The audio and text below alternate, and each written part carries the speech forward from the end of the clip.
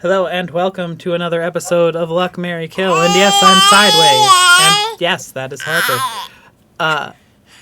And quite frankly, we are finally back on the pirate trail, having just defeated an animal trafficker of exotic beasts, and gone into the. Yes, Harper. Yes, we saved the animals. But anyway, we having just come off of that, our group finds themselves once again in the capable hands of Jordan.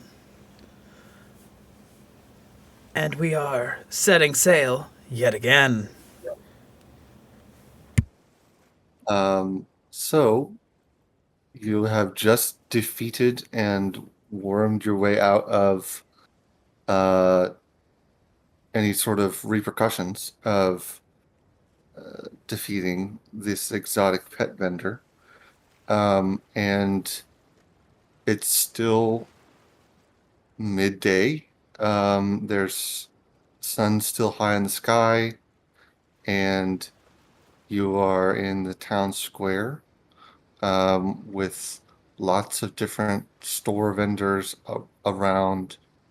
Some who you've already visited and acquired certain items like a strange resin or this tripping balls incense, as it was described.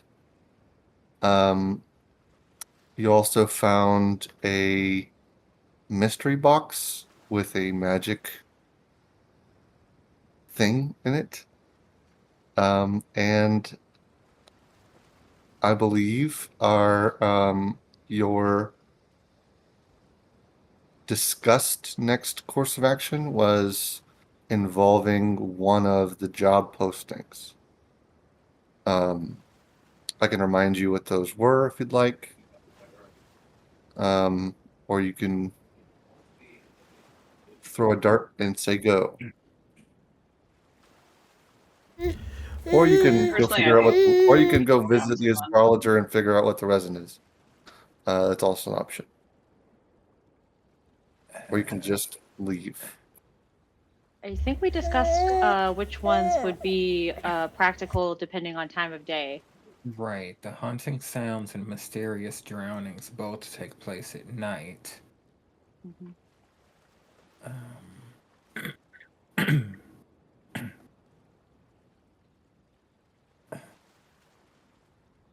Don't remember what we said about the sheep and the cats.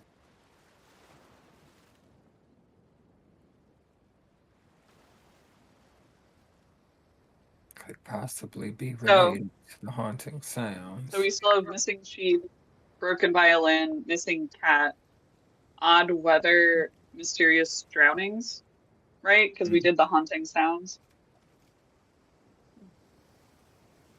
Wait, you did the haunting sounds? Did we? I don't think Is we've that done it not? yet. No, Oh, that's I one thought of that them, was but what we the haven't done it pet yet. thing was.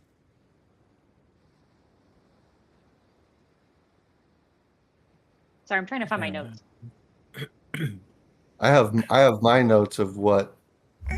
No, Of course. we found a bird that sings haunting sounds in the guy's shop.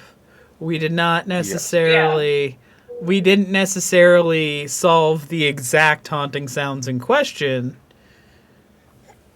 Correct. That's why I was asking him where he Oh, found that bird, because it could have been something to do with that. oh, I guess I just assumed that's what it was. My bad. Now he's dead. Of his own volition. He done fucked up. Or mine when he turned around.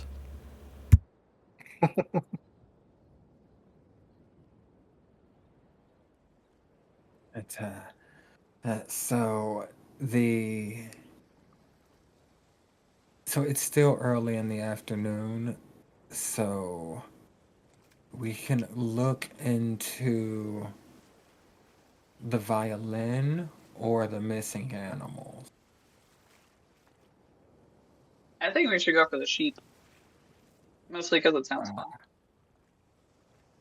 Well, and I think it possibly has a connection. I mean, missing animals. I don't know. My vote goes for the missing sheep. We can do that. We can do the sheep. Dan, Michelle.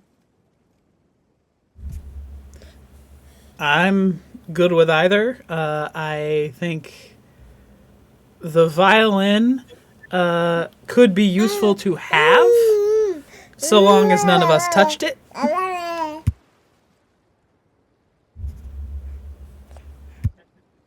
I didn't take down the prices for the other ones.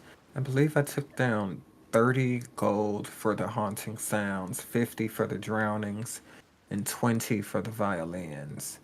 I didn't note the other The four. missing sheep was, I believe it was 20 gold pieces for an answer and 100 gold pieces for a solution.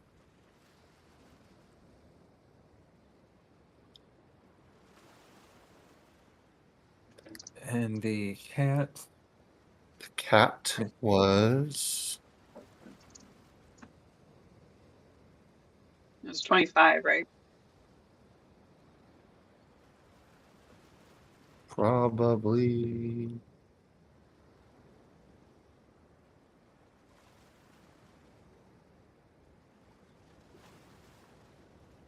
Yes, I have 25. The job posting says 25. Correct. Okay. Okay. And just for completeness, the stolen brew and the odd weather patterns. Stolen Brew was 25 as well. And the odd weather patterns was 30. Good, thank you. All right. All right. So sounds like most of you want to take care of the sheep. There's also the runaway wagon, though. I think you did claim to grab all of the job postings on the board. Runaway Yep. wagon. Missed Yes. that one. Yes, we did. That one's 50 gold pieces. A runaway wagon. How long has it been since it done started running? We might not be able to catch it. The posting specifically says automaton wagon lost. Last seen Oh. heading for Driftwood Market. Wait, Driftwood Market. That should, yeah, this, Are we in Driftwood? you are in Driftwood Market, yes. So having just The town of really Shemaya. having just liberated several animals, were we still in the area of the market? Yes. You're in the center as far as the shopping market area goes. You see all of the stalls like the apothecary, the tinkerer that I know that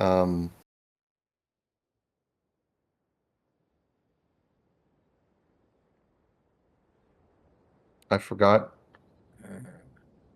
what. Let me pull up his name. Sorry, Alvin. No, not Alvin. Alvin! I was waiting. And Theodore. Do. Oh, I actually did put Alvin. Okay, his name is Alvin Drill. And I know that that one of you had agreed to work with him for the day. And get a magic hammer. And get a magic hammer that gives you a advantage on Tinker's tool checks, I believe. Yeah.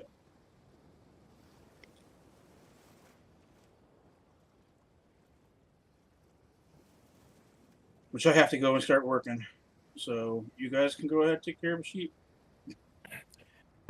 While we're in the marketplace, wasn't one of those there postings for missing for runaway wagon. It mentioned somewhat. They could mention something about it being headed in this here direction.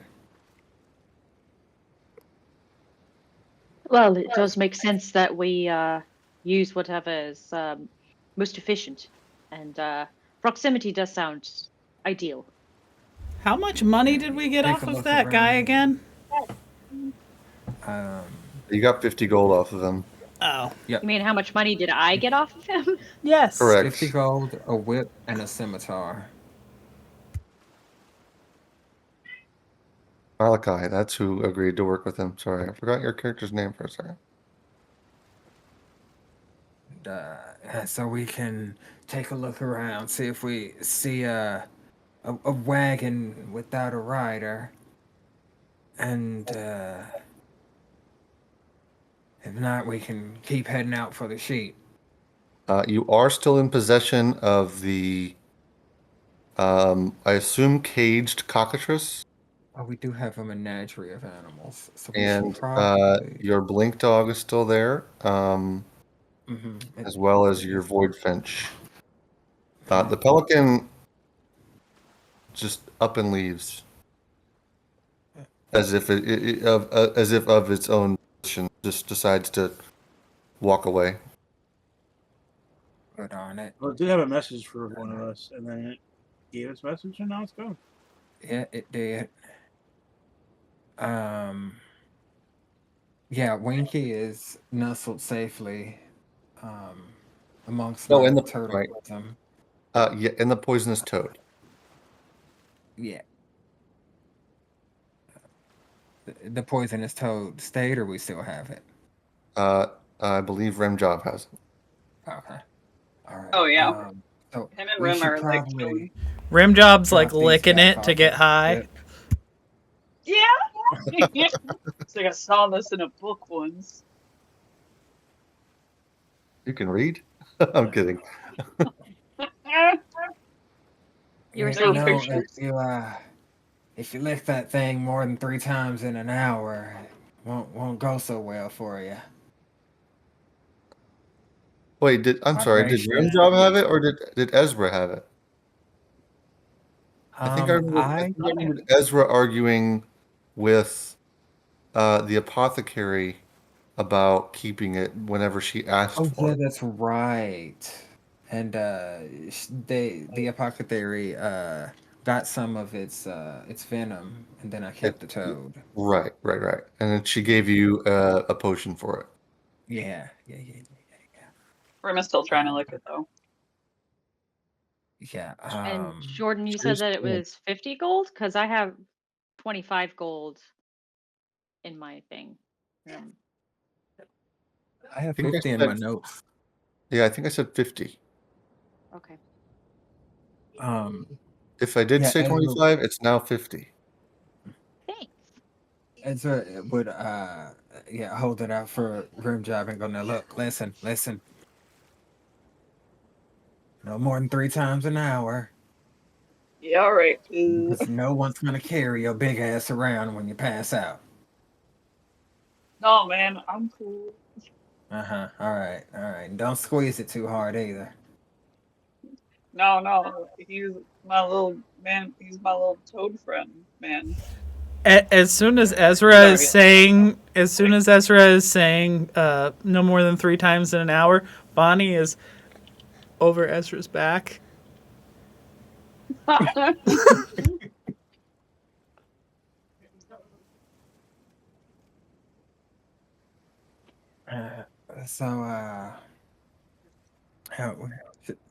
gonna look around and see. So it's an autonomous wagon. So yeah, I'm going to look around and see if I see a wagon that is moving without an owner. Just a random wagon. I mean, I don't know what else to go on. Make a we'll call it make a investigation check.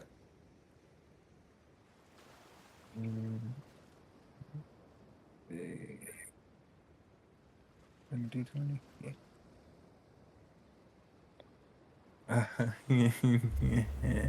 And what I get for $13? 13. Yeah. You don't see any, at least out of the ordinary wagon. There definitely are wagons throughout the shopping area, for different stalls, including food stalls or stalls with lots of the same inventory, um, like the smith has a wagon that's mainly filled with like ingots and different materials. Um, but you don't see any autonomous wagons. Wow. Yeah. Doesn't seem to think I see anything around here. I don't know if there was a rampaging wagon, we'd probably hear about it. Is there I any have an picture on idea. their quest sign? I have an idea. Maybe what we do is we go around and we kick all the wagons. Just one swift kick to each of their wheels and see if anything says oof. Mm, that could work. That could work. Uh, would we know how common autonomous wagons are around these here parts? They are not common at all. This would be Oh, the first you've even heard of a autonomous wagon, unless you happen to know a very skilled tinkerer in your personal past. Um, this is this is yeah. yeah. You wouldn't know of anybody else that's crafted or any of other known autonomous wagons. Nah, no tinkers. We're all chemists. Maybe a third cousin once removed was a tinkerer, but But we don't talk about he him. just and he just tinker on our nerves more than anything. His name was But Bruno. we don't talk about Bruno. There's that sounds like a good idea, Zanny. And I think we just walked past. Uh, did we have an area where these sheep went missing? Or we is that Yes, indirect? it's the sheep specifically went missing. Let me pull it up. Sorry. Um, you're in the equivalent. You're in Shermayan, which is towards the western coast. It's much farther east, where the town starts to turn more into sort of farmland and more less populated areas. Yeah. So I think as we walk past, we just start kicking random wagons. Okay, let me roll up. Anything that looks even slightly mechanical, just eh, eh, eh.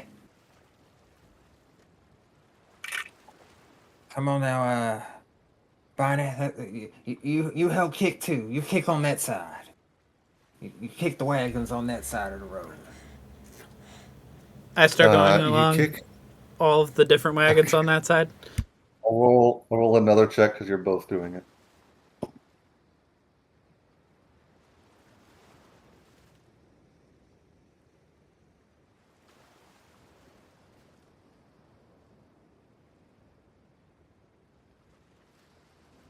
Um,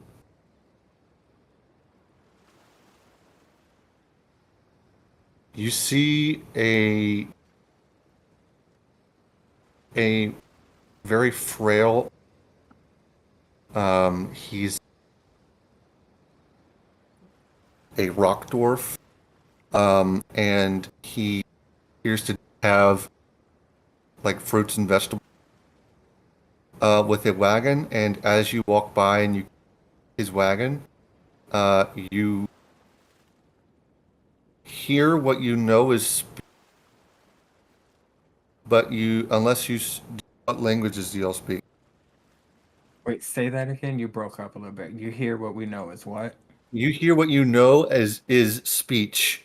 You just, I'm not sure you know the language in which it's speaking, but a stall full of fruits, a wagon full of fruits begins to um, yell expletives at you as you walk by and kick it.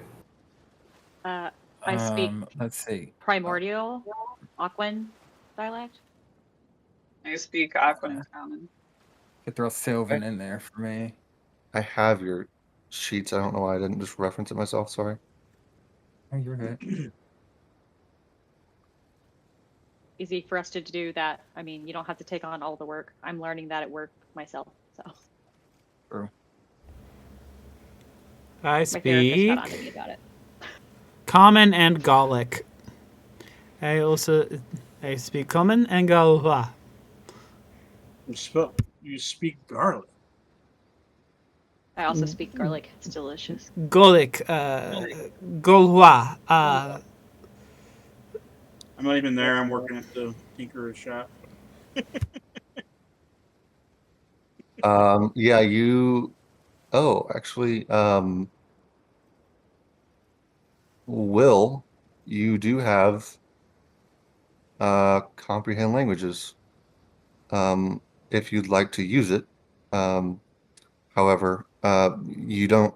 None of you seem to know the language it's currently speaking. If you wanted to do maybe a raw intelligence check, you could maybe make out some of the words if that you've picked up over the years. Did any of the fruit like fall to the ground?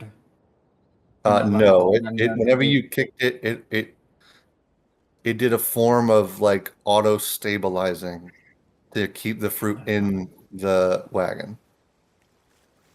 You said um just straight up intelligence? Yeah. 9.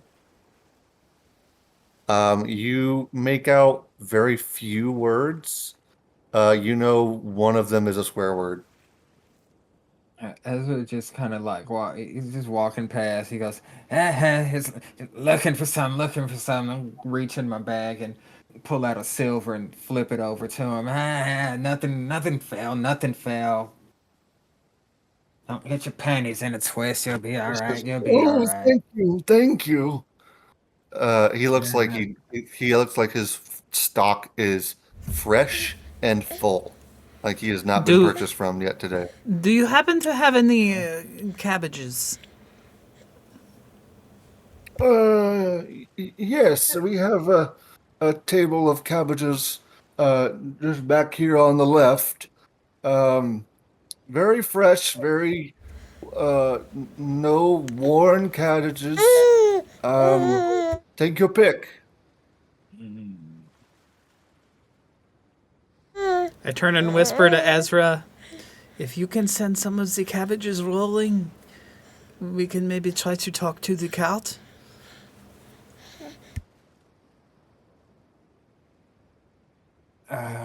Hmm. Let's see. See, while he has that, yeah, while he's admiring the silver and talking to God damn it, Bonnie. Let's see if I can head over kind of surreptitiously near the like, hmm. Bonnie, make a persuasion check to get him to follow you. This is kind of a self-serve and bring up to the front ish stall, so he will follow you like he has done before. What? It just you might need convincing. And what are these over here? We do not have these in Galois. And that is, hold on, let me check.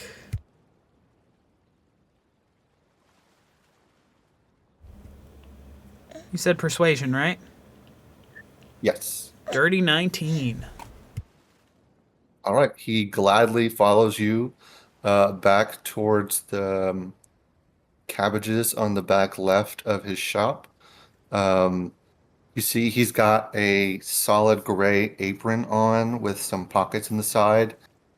He's got a middle part where he is balding, and some gray and white, um, sort of thinnish but still curly and puffed up hair that comes down in a upside down V. And he's got a about a 4 inch, just as curly and gray beard. And he follows you over to the cabbages as you discuss various vegetables and fruit that are um, present in Not Galois. And he's doing so gleefully in We in the want him sense away that from the cabbage. in the sense that he's rarely met someone who claims to not know much about vegetables and fruit, and therefore is explaining to you in detail about. Bonnie is just So, pretending to be as wrapped as possible in this talk of so vegetables. you walk over to this wagon, and it, knowing that you know it speaks, it kind of is just saying some similar phrases over and over. Um, and um, they all seem to be in some sort of language that you're not sure what it is. Um, if Ezra would like to, you can also make an intelligence check to see if you can catch some of the words. Okay, not, I should be good at intelligence. 16. You're able to pick up a slight bit more of the words through your, you know, your studied knowledge and um, various languages. You know that he's saying, sorry, the wagon is saying things about. You hear the word guild. Um, you hear the word echo.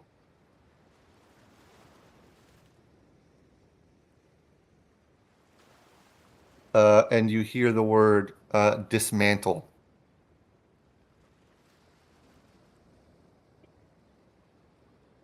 So is this cart speaking a different language? Yes. Um, If you want to roll a, actually, with that 16, I'll let you know that it's speaking. You'd have to know the language, what we're saying. So it's speaking Celestial. it's the opposite of what I picked. I almost picked that one. Yeah, so I think the play. All right, so it seems like this wagon escaped and this person just decided to use it for their stall. Uh, hmm, do I even need to build the cabbage? Yeah, so Ezra's over there. He's gonna be kneeled down. He's gonna be trying surreptitiously use like his thief tools or something to loosen one of the screws on the table leg of the and um of the of the wagon cabbage or cart. of the cabbage. Okay. Mm, mm. With the intention to kind of get the merchant person to skedaddle a bit so that we can figure out what's what's what with this talking wagon.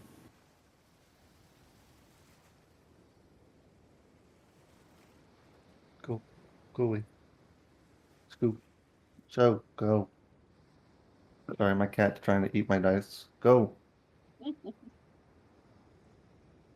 know you're. I'm sorry. You said that you were hoping to loosen the cabbage table screw. Like, yeah, just one of the just on like the front corner. Just or no, see the back one would probably be easiest. Just so that the kind of leave it hanging just enough so that I can have time to walk away, and then they come crashing down.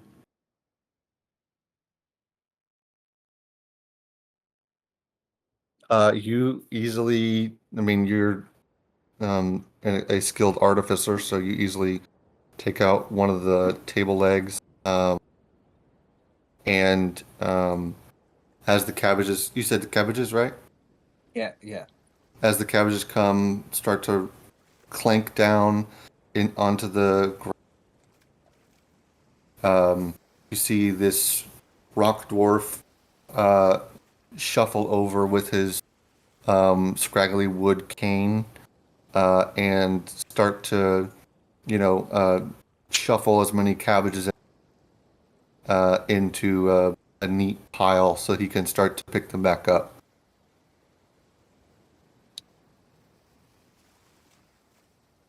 And then what? Just Achievement unlocked. My cabbages! That was my first thought. I kind of turn around and mock shock. Go, oh, almost hit me. I'm suing.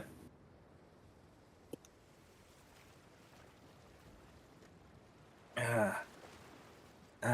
and in the premise of trying to help with the cabbages, I'm going to like kind of scooch some up near the like. Oh, some of them rolled over here. I'm gonna head over near the head of the wagon. He um he seeing that you're the same person who gave him a silver, he says, "Oh, take a cabbage or two, tomato, pickle, whichever you'd like, uh, free of charge. Don't want to cause any." Ah, no. We just got Sometimes gotta rations. look out for each other. It's all good. That's all right. I think. Yeah, it's at least a Uh, ration or so. yeah. Take a couple of take like a copper's worth of vegetables as The equivalent make my of way. the equivalent of that scene in Baldur's Gate where Raphael brings you grab the food off the table and ignore him. Hmm. And so yeah, it's up near the wagon. It's like I I feel really ridiculous talking to a wagon, but he talked to me first. Uh, I don't know if you can understand this or not, but what are you doing here? Is that man your owner? Can you You even hear understand me? with the same understanding of Celestial. Um, you still hear the words guild, dismantle, and echo. Do those words mean anything to Ezra? You, hmm, you know that there are various guilds in this town. Um, there's a mechanists guild. There's an artists guild, um, among others, and you I'd say that with the intelligence check you would surmise that if he were talking about a guild, it's possible it's talking about the Mechanists Guild. Makes sense. So Ezra's gonna gather up an armful of fallen cabbages and head over to the man and go, there, here you are, here you are. Look after that gear. We're out on you over time.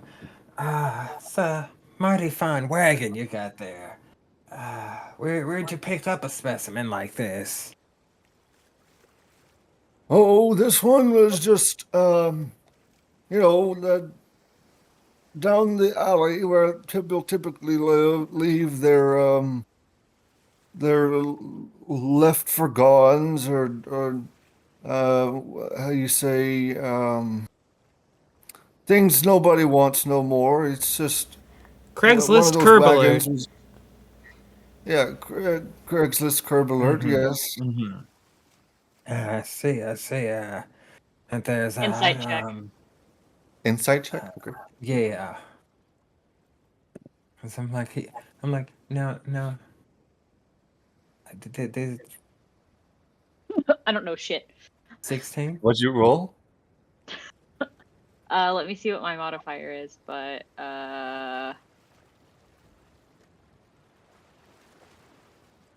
do. Why can't you scroll? Why do you suck so much? Okay. What's the modifier? Sorry. For Is it insight, I intelligence? believe it's intelligence. Okay. Wisdom, 5. Wisdom. Oh, wisdom. wisdom. Wisdom? Sorry, wisdom. Wisdom. Still 5. I got a 16. A 16 meets it beats it. You get the impression that he's telling the honest truth about where he found it. He's not telling the truth. You see, he's definitely leaving something out, though. He's not telling a lie. He's just not telling the whole truth. A lie of omission. Yeah. Yes. Yeah. Oh, what luck indeed. Gee, You just know, out of curiosity. he specifically stated that that's where he found it. He Mhm. didn't mention anything about how he got it here. Yeah, yeah. Do you notice anything? Did you give it a once over and you gave it once over and checked it to make sure it was still in working condition? Oh, yes, I saw had some interesting I guess you could call it stylistic choices. Um uh Gears and whatnot. I'm not sure what they do or if they're Hmm. part of I don't know, making the wagon go wagoning. But I just it's a free wagon. Looks like it works pretty well. Figured someone else didn't like its style or something. And that you know that he is lying. You don't seem to have any horses like the other wagons do. How'd you get it way from up in the trash yard down here? Uh, you see, he looks a little flustered. All And right, that's in a sense that he worries you won't believe him, but he says, um, well, he's, I guess it's cat's out of the bag. This wagon here kind of followed me to my uh-huh. stall. And so, being as old as I am, I figured I'd just take what I got and use the help. So no, I guess it was in the same spot that I found it. I was looking for little knickknacks and things I could use for my stall. And it followed me home. Well, And that far he's done the trick. far be it from me to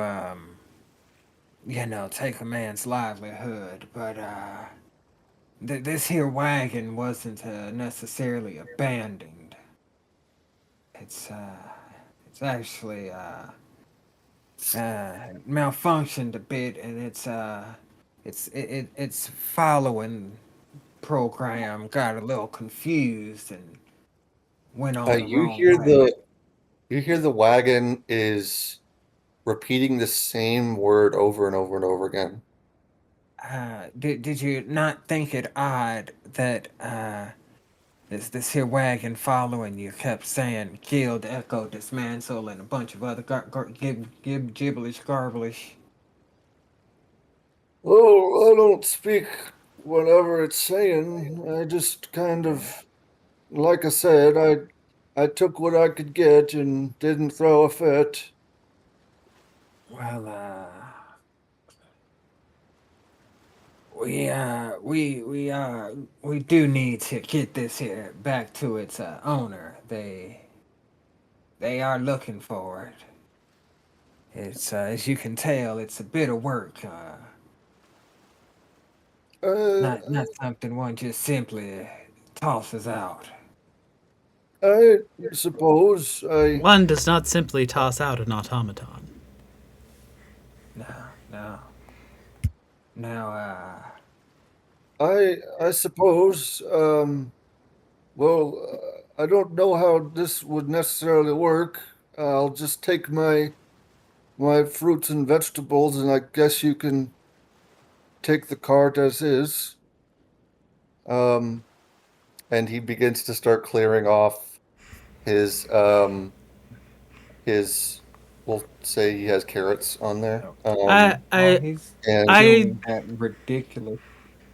while normally I would support finders keepers, good sir, I apologize for losing you this cart, but people from whatever it is discussing would likely come and ask questions, and we do not want it to come back on you.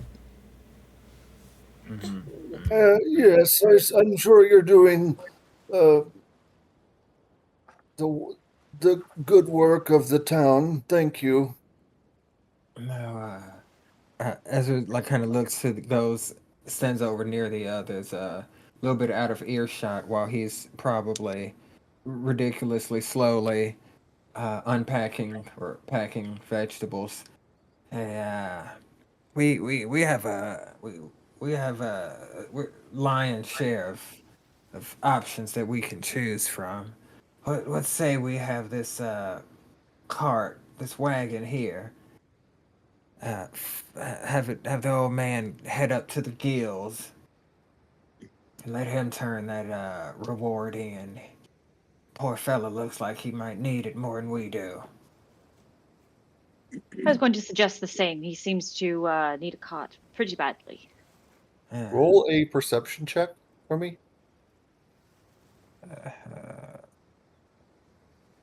Reception. Nat 20 with a modifier of Ooh. +3 shit. for a 23. Wow. I got Oh, that was for 17, everybody. but I thought it was not a just nat 20. for Aki. Yeah. Well, no, not. I think Aki got a nat 20 as well, didn't he? No. I got Oh, okay, good. 17. Well, still, Like, you the nat notice, 20 is so much better. Bonnie, you and you alone notice the cart is leaving. It's trying to go further down the strip towards the man's like tents and storage area. Oh, no, We'll no, no, attempt no, to no, stop you it. do not. And Bonnie jumps in. In the cart? Yeah, in the cart. How fast is it How fast is going? the It was car? just stopped. It was The at a full cart's going standstill. like its speed is 10 feet. It's not fast, Oh, okay. So, but okay. it rolled quite a high stealth check. Will's But gonna a nat start trying 20, to but briskly a walk nat next to 20 it. beats that. So you do notice it's starting to leave. And as Bonnie hops in, it's uh, Will notices the same expletives are being said uh, as Bonnie is entering um, the cart, and roll a persuasion, or no, roll intimidation. Will starts On kind the of jogging per- next to it and trying to grab like crates of I vegetables out so this guy's livelihood isn't completely fucked. Dirty 16. The cart starts speaking common. huh. Ezra is going to attempt to shoot the wheels with the ray of frost. Uh, okay, So roll. he reaches into his trench coat, pulls out that can, shakes it real quick, and attempts to hit the wheel with that ray of frostiness. I am The in cart, here. the Maiming at the cart's not wheel. going. The cart's not going fast or running into Oh, anything. It's just mhm. okay. Um, do you hit though? 23. Yeah, that definitely Uh, hits. and what occurs is because the Well, extra effect of Ray of Frost is the creature's speed is reduced by 10 feet for a oh, you bit. you freeze the wheels in place. Yeah, Um, just long enough for the rest of us to catch up. as the wheels freeze with uh Bonnie in the back, it loses its stabilization feature and sort of tilts down. And if you decide to, you can choose to step out of the cart. But regardless, it doesn't have the ability to hold you up, and it's just kind of laying down at an angle. Tell me what you were saying Um, again. all right, listen. I was I'm avoiding mechanism.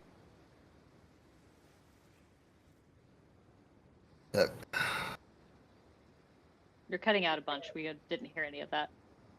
I'm avoiding the Mechanists Guild. I just, I'd rather not get dismantled here. That's the only reason they want me, is because they want to dismantle me and take me apart for whatever information they can get from.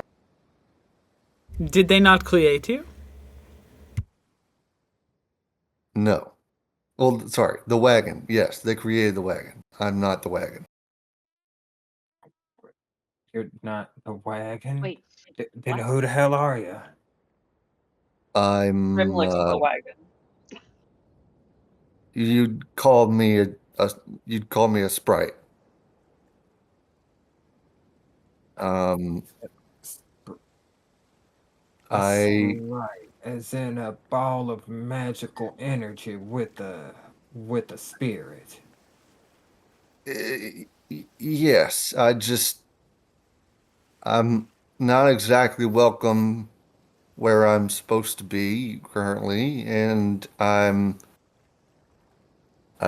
found a vessel, and so one day I was just hanging out at the Mechanist Guild when I heard they were planning on taking down some of their inventory of furniture, and when no one was looking, I skedaddled. How long does They it were take taking down to furniture. How long does it take to unoccupy a vessel?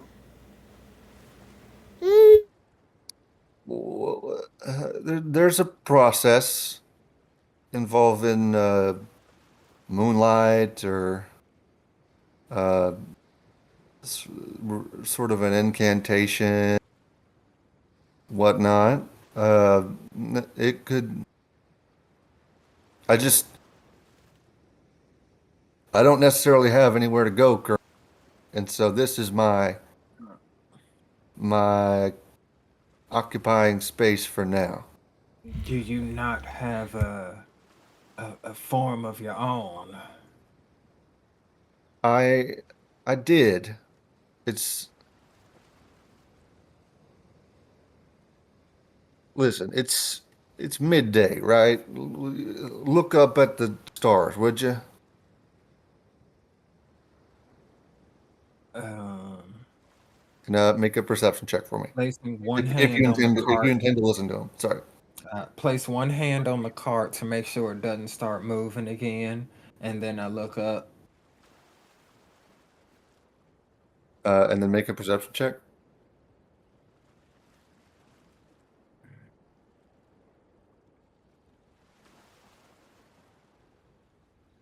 Uh, 16. You notice that as it says, so the the bull uh, constellation. You guys call it a bull. It's got two horns, one on the left and one on the right. Well, the tip of the right horn's missing, and in a way that is where I'm supposed to be. So you're just- saying you are just the tip? Yes, I'm the tip of the horn, and things are getting dicey where I'm from, and so I decided to head down here where things ain't so hectic. What do you And need in so, terms of a vessel? What do you require? Does it have to be a certain size, or can it be any inanimate object? What is the? It's got to be something that generally can move normally. Um, I don't particularly like living ones. Um, I usually just try and find my way around What about things something like that wagon. is? What about something instead that is carried? A compass, a sword,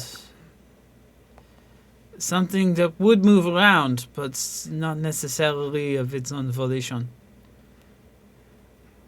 I suppose a compass could work. I could spin I around. have another tiny. I wouldn't necessarily be able to move out of my Yeah. spot, but I mean, Do I wouldn't have to go back. So do you require your vessel to have its own capacity for movement, or are you capable of moving a vessel? Like, say, for example, if you were to, oh, I don't know, choose a ship for your vessel, could you, oh, I don't know, self navigate said ship to, oh, I don't know, a chosen location of, say, the people who happen to be on that ship? I I could take over. I could at least take over a steering wheel. Hmm. Dropping sails, could you control perhaps even cannons? Not something that large necessarily, no. I doubt he'd be able to reload himself. It'd probably be good for one That's shot true. at best. The I steering wheel might not be too bad an idea. roll I mean, roll a persuasion check for me, Ezra. uh, Actually, if you want to help them, Bonnie, you can roll with advantage. Yep, I'm helping.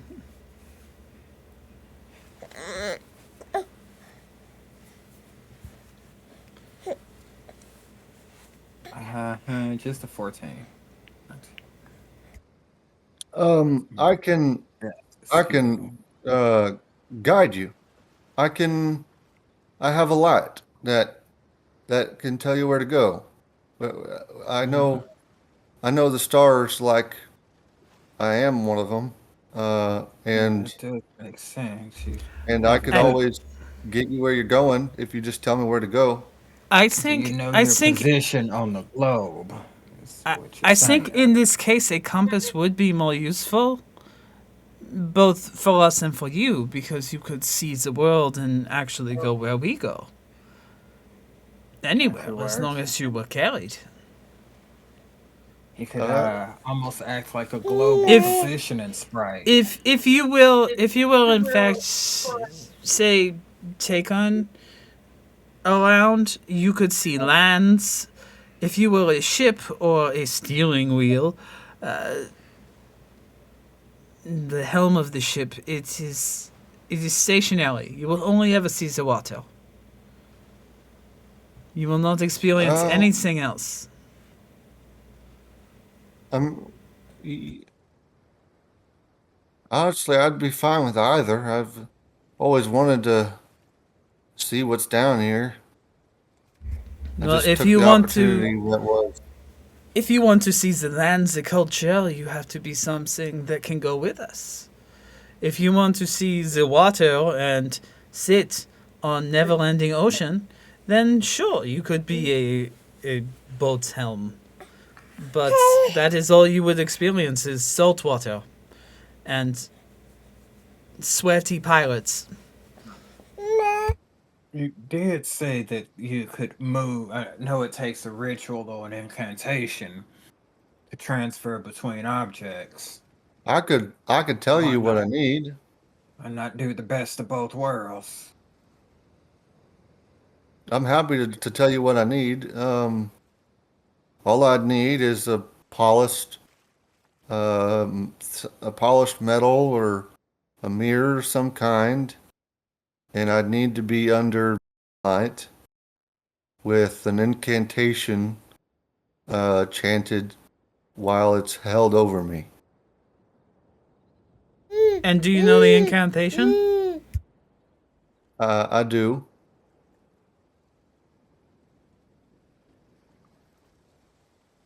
And yeah, you did say you don't like living beings. Is there any way to do like a retro insight check on that particular statement?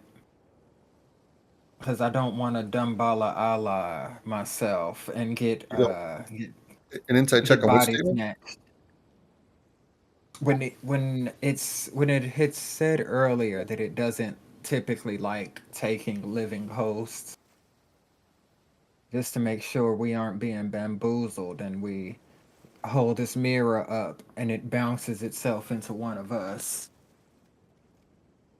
Yeah, go ahead and roll insight.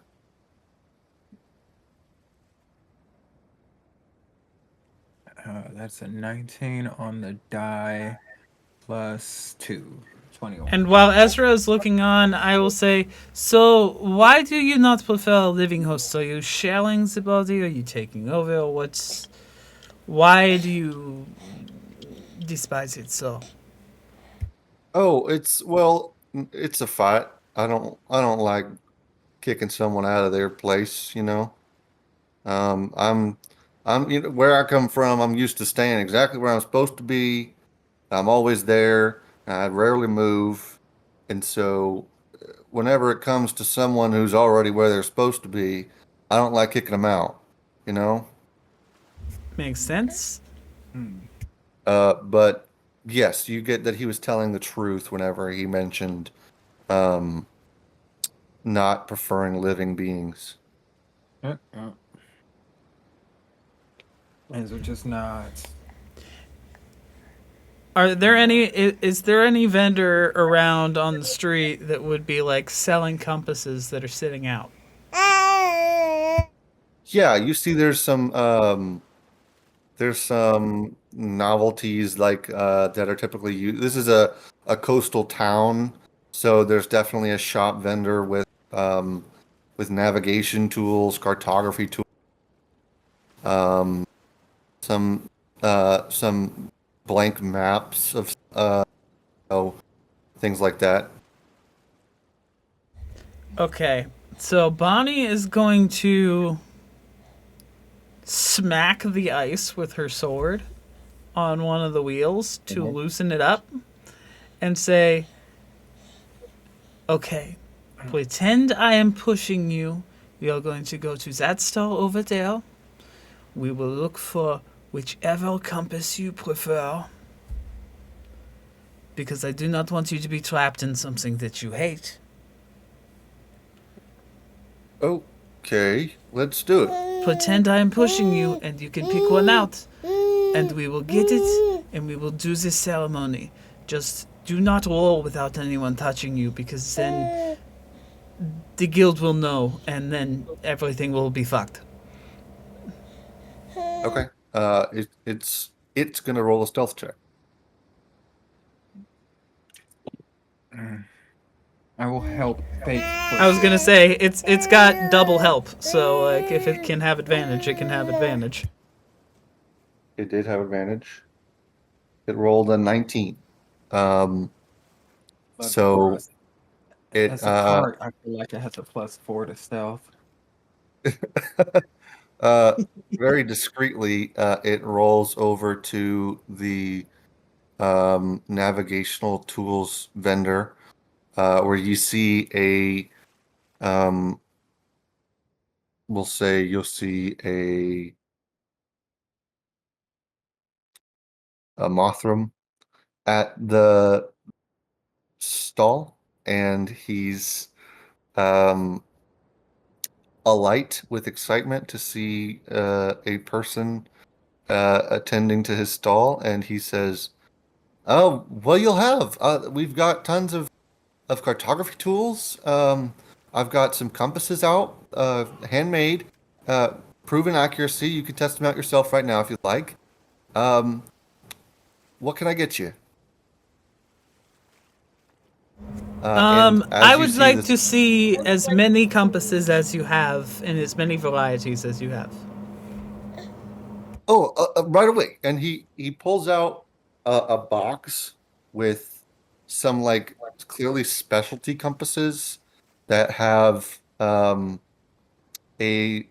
a print on them, or like a not a print, a stamp on them from the Mechanist Guild, and it's got um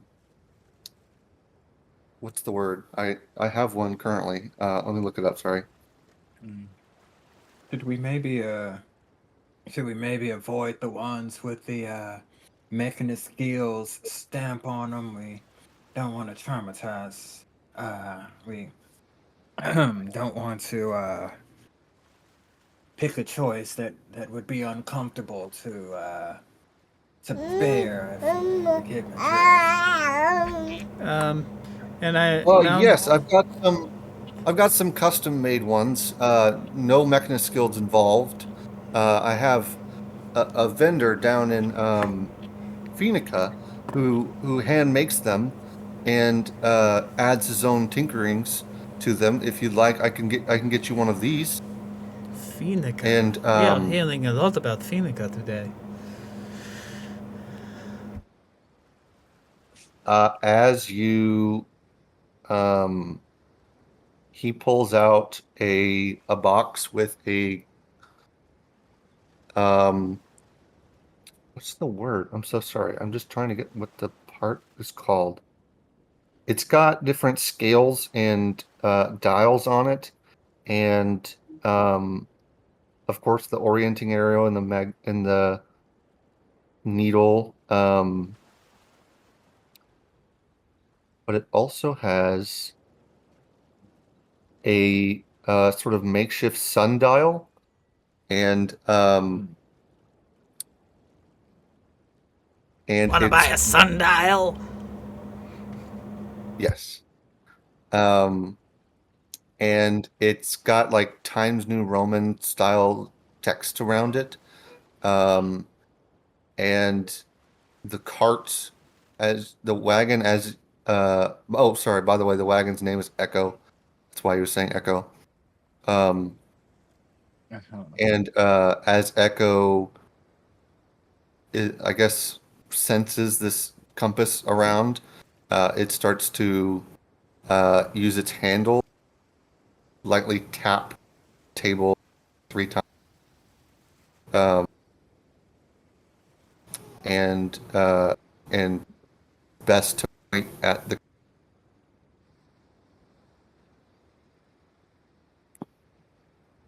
Sorry, what was the last thing you said? Because it cut out. And it does its best to point at the compass.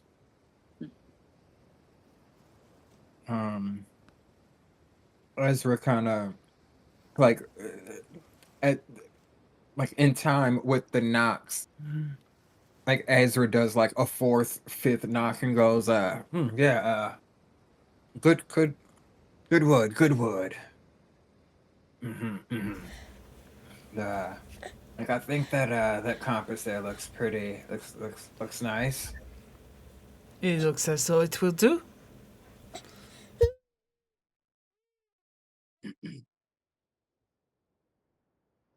Um, he brings out the compass and he takes it out and he clearly delicately is handling it. And although he's delicately handling it, you get the sense that he's doing so out of his own preference for handling compasses and not out of its necessity to be handled delicately. It's clearly very sturdy and very well manufactured. Um, as it is expected to be handled by sailors and pirates and such. Um, and he hands it over and he says, Yes, you cut out. that'll just be 20 gold." All right. Let's see. I'll cover it, and I'll cut the. Excuse me. I'll take out the 20 gold. I say, you have to do a sturdiness test for it to make sure it's not it's not fragile and gonna break. You take it and you throw it on the ground. Make sure it doesn't shatter. No, I'm joking. It doesn't even crack. It is clearly made with very sturdy material. Although you're welcome to roll attack to see if it No, you roll a no. nat 20 and maybe you'll do some damage. Okay. But yeah, I'll take out the 20 gold.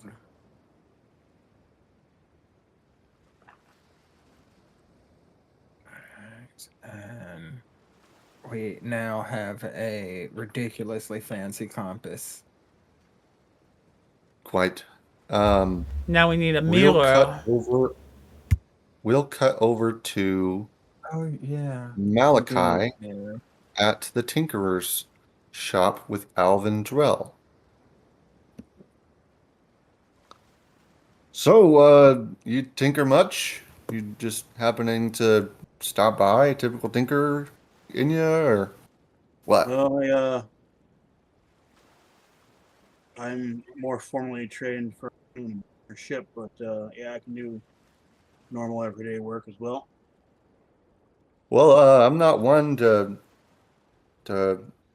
harp on someone's style, so if you ever wanted to, I don't know, throw in some shipwright work, you're welcome to customize your makings there if you are helping me make something.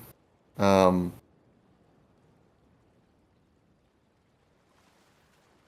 and then he says, roll a perception check for me.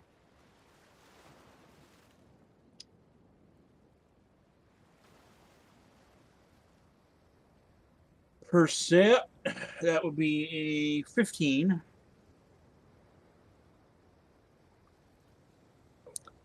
15. You notice that um, among his scrapes and scars along his that are clearly very present along Some of them are very recent, maybe like 2 or so weeks ago, or 2 or so weeks old. Um, and his arm prosthetic is ridiculously polished. The one that has that magical. Um, as he continues conversation, you notice. Um, go ahead and roll me a tinkerer's check for.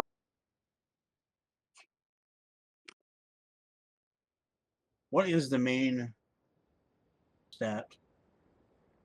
It would be with I think it's dexterity with proficiency if you're proficient. Yeah, I'm proficient with the tool, so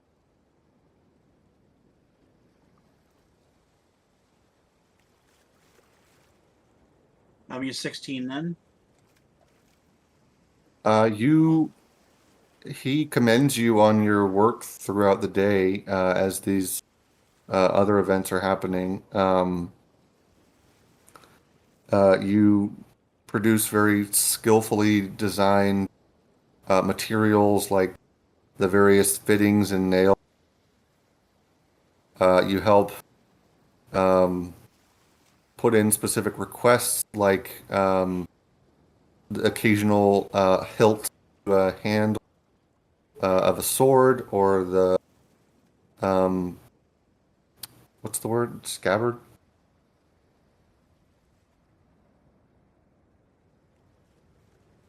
Yeah, the scabbard of a dagger.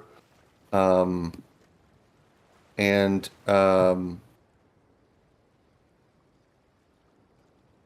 as he is one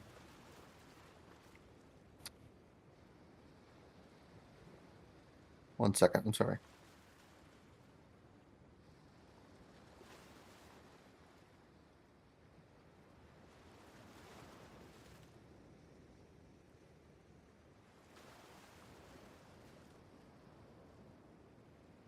As he is helping you with a specific um, hammering rhythm, you know, when they're typically hitting the same metal at the same time at a certain rhythm to get efficiently done with it faster. Um, his prosthetic shift, and you notice that um, the scar on it is also 2 weeks old. As in he's lost his arm within 2 weeks ago. And he sort of jams it back on with and and continues at the same rhythm as before.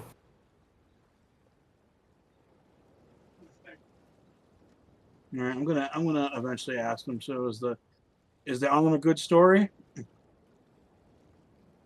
Um, not really. I was. It's honestly it's a disappointing story for most people, and it's a little bit of an embarrassing story for me. Um, I I guess you could say in a way I lost it to a crocodile. In a way, Um, yeah, he did one of those. He did one of those things where death or what, and he essentially just twisted not on. Um, and I already had the hammer, and I was so I just went ahead and made myself a quick little cap for it, and got a cleric friend to take care of the rest. Um,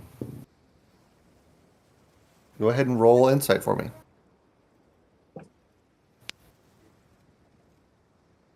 it's lower. So insight's way up. It is not. That's just a 9. You see that he's telling a war story just like he's told several before. Nothing really to it. Um, although he is hesitating on some of the details occasionally. Um, but that's all you glean from the conversation.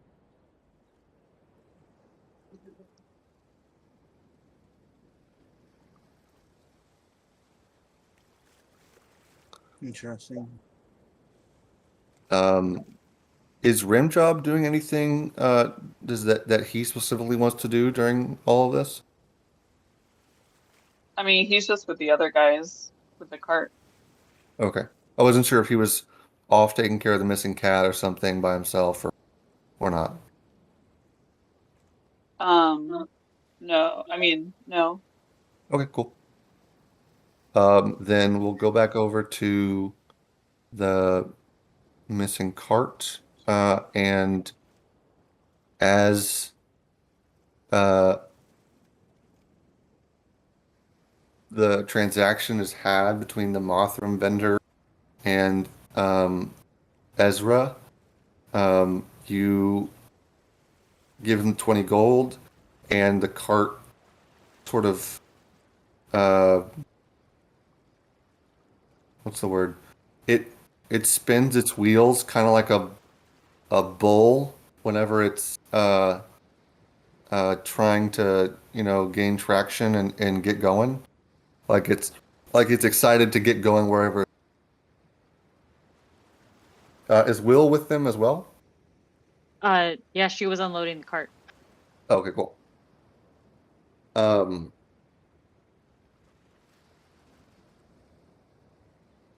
then yeah, all you should need now, all you'll need now, once you get away from the vendor, the Echo speaks back up. All you'll need now is this incantation, which I can tell you whenever you're ready for it, and some bit of mirror or shiny, smooth, reflective material. We would have also tried to get a mirror from the navigator if he had any. Um,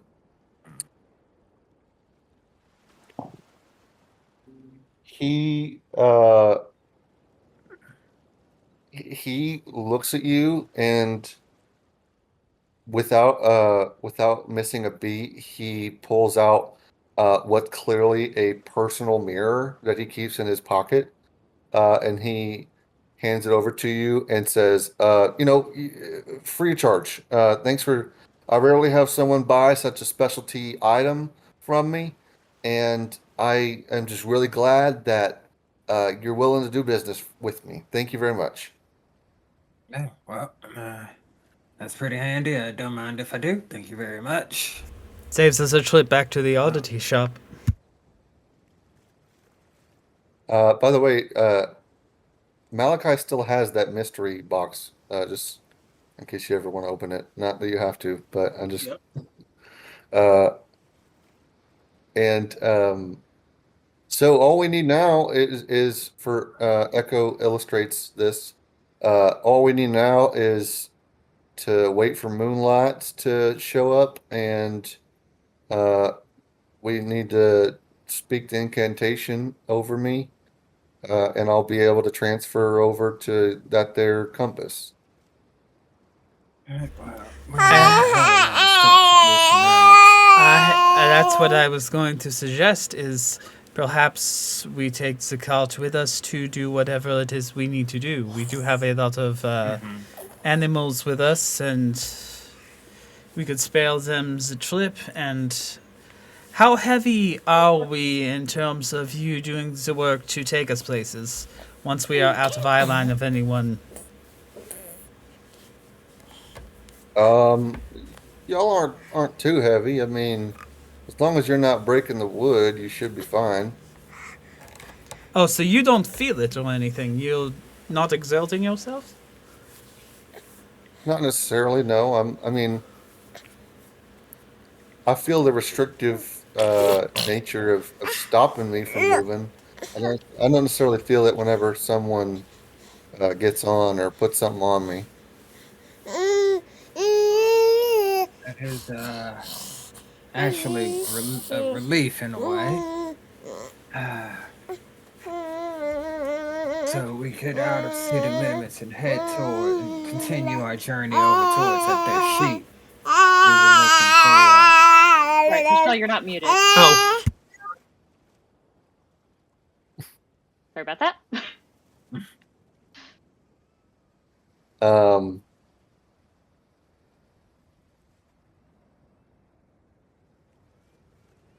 what was the next order of operations again? I think we're heading towards the. We'll get out of the market area, Okay. load the animals onto the wagon, and then head in the direction of where the sheep's, I guess, last known location or whatever location was on its job posting. You put the cockatrice in the crate on the cart, as well. The void finch just kind of flies up and rests on the handle of the cart as it rides along. And the blink dog walks alongside. Although you do see the blink dog occasionally like look up at the cart and with a longing Blink gaze. dog is in my jacket. Oh, that's right. That's right. Sorry. Yeah. I was gonna say Winky is in he my wanted to be jacket. carried, but that's fine. Um, he's already being carried, so that's great. Yes, yes. Winky is Um, in Sorry, a did you very say loving Winkies place. like the? Like Winky the Blinky. I was thinking like Teletubbies, but Oh, good gods. right? I never watched it. But Are you asking No, me no, or are you not oh that no, asking? I was one. asking Hockey. Oh, okay, No, got it. no, Winky the Blinky. I thought it was Winky as in phallus. But I mean, to be fair, it can stand. Take it how you will. Take it how you will. Just also, good name for a dog. I thought blink dogs were like the size of Great Danes. This is a puppy. Uh, It's a pup. Oh, that makes sense. Yeah, yeah. Sorry, No. go ahead, Jordan. Sorry. so you head out to the outskirts of the town, um, as the sun is beginning to set in the distance on the east, like it's supposed to. Um, wait, no, it sets in the west. I'm stupid. You're I not stupid. mixed up my directions. Not mixed up, but you're not. No, it's canon. Now in this world, the sun sets in the east. I love that. As the sun sets in the east, like it's supposed to. I As say a again. tradition. And which is gotta be blinding as you're going east. And But so many come people travel across early in the morning. you come across a long line of farmland on a just like a dirt or road towards the outskirts of town. Um, and as you read off of the job posting, you see a Chanticleer farmer who's tilling the soil outside his home, and he sees you with a paper in his hand, and he speaks up and says, "Are y'all here for the missing sheep?" That we are. Oh, y'all can talk to my father. He's right inside. Um, he'll be able to tell you what happened, and maybe you could, I don't know, help out. And he guides you inside his home. It's a very large two-story house with a wraparound porch and blue um, painted walls. You see a rickety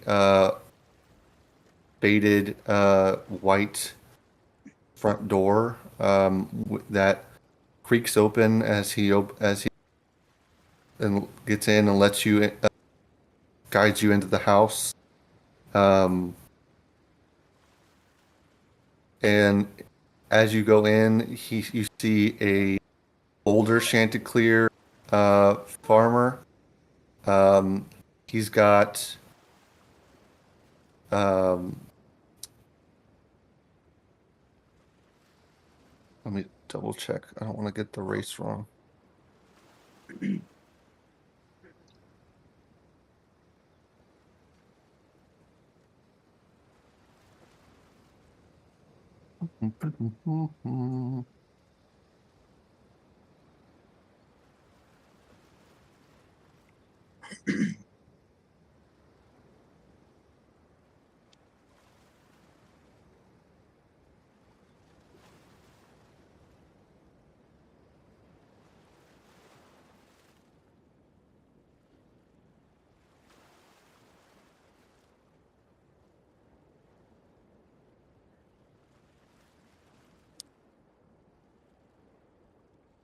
Beep boop I bop. figure while we are heading in that direction, or looking around, I'm just like, oh, this is a lovely, lovely place.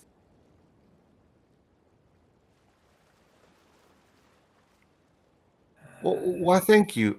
We've got some some hospitalities for you if you like. We've got a wonderful tea you could wet your willy with. We've But you're really. got and we've got some snacks. No, the way she just spun around just took me out. Oh, Michelle, Yes, because she realized Jordan said wet your willy with. the whip around was real. Oh my god. Oh, we woke up the baby. Oops, Oh, oh. that's too funny. But Sorry. And there you see a white Chanticleer with uh, very tall um, plumage above him. He's got um, a graying sort of goat-like goatee. Um,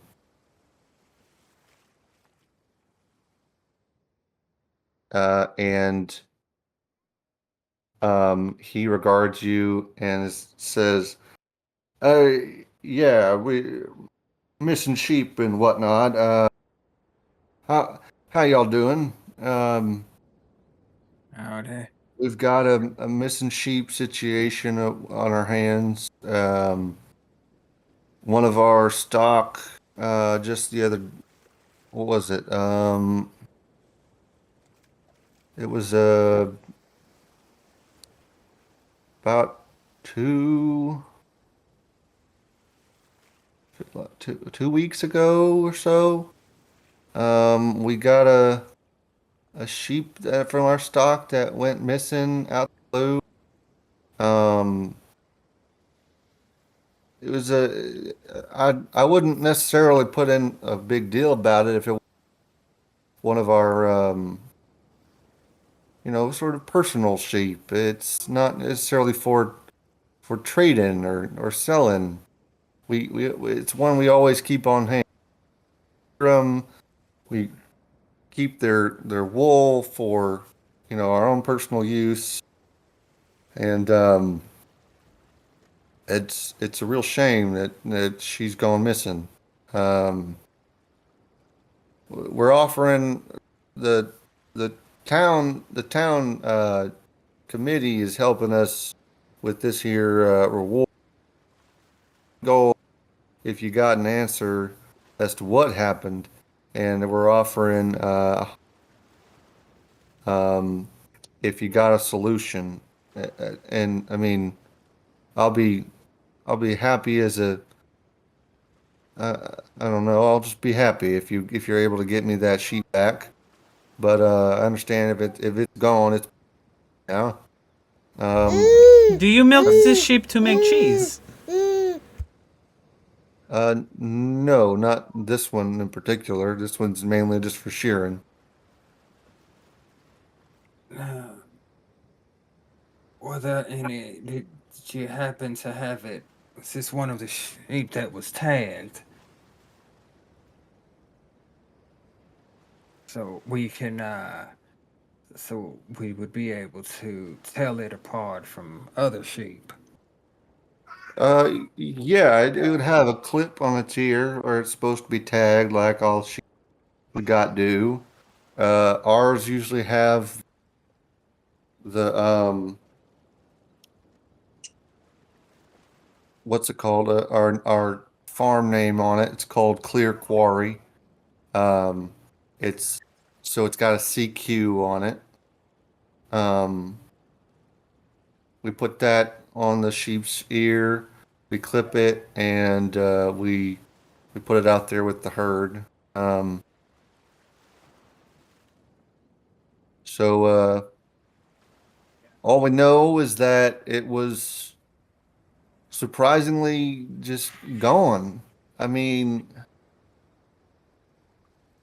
last month it was I think it might have been a half moon. The it just kind of vanished without a trace. And none of the fencing was damaged. None of the other sheep were hurt. You know, with things like this, if we can just assume it's coyotes or wolves, we rule it out and we write it off. But um, but it's like someone had it out for this sheep, or maybe um, I don't know, maybe they needed a sheep for something, and they were really good about keeping it quiet. Alright, see, how difficult is it to change a sheep's tag?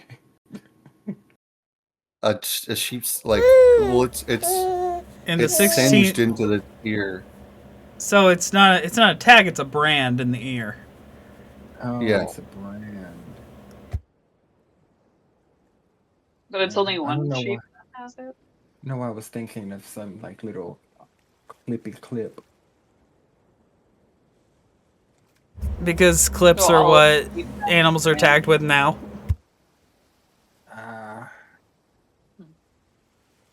We're actually going to take a break there, if that's okay. Oh, cool. All right.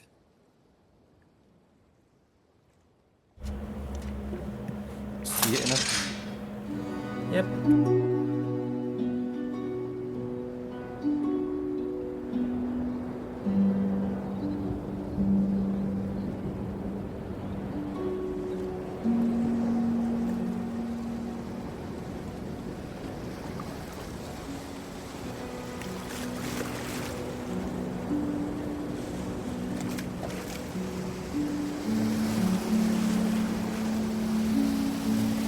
My earliest memories are of the sea.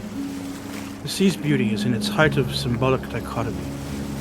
The warm embrace, its cold abandon, its beauty in the shallows, the horrors of the deep. Water gives life, the wrong water or too much brings death. Such is life in the seas, and so on the seas. I have no memories of my family. I was raised on the seas, moving as a stowaway, ship to ship. Roughly half the time I'd get caught, but I was young, and they wouldn't kill me. Instead, I would just work off the debt. As a deckhand, Sometimes I'd learn more than the base skills of cleaning and cooking. Once, a ship was so understaffed in maintenance. That was the cruise where I learned the skills of a bosun. My master was a mean cuss of a dwarven sailor named Bustin Boneblade. He was bosun of the Knight's Knave under Captain Lydia Phantasm Rudges. He taught me everything I'd ever know about maintaining a ship. He'd have me do multi-person jobs alone in the multi-person time frame. I'd poke back at him by changing the words of the sea shanty and ask, what would you do with a dwarven sailor? He'd like to think our relationship was father-son, but I'd prefer uncle-nephew. And I stayed on that vessel as assistant bosun for 4 cruises. And after that, I returned to my sea transient ways. One such ship I was stowing away on, I wasn't found until it was attacked by pirates, and I was taken along the crew as captive. We were locked in cages well below deck. Each day they'd take one of us, the captain, a drow elf, would whisper in their ear. They'd answer back, and then the captain would look dissatisfied and execute them. I was lucky I kept not getting chosen, but one day the ship had hit something and started taking on water. I could overhear the crew running around, trying to move water out.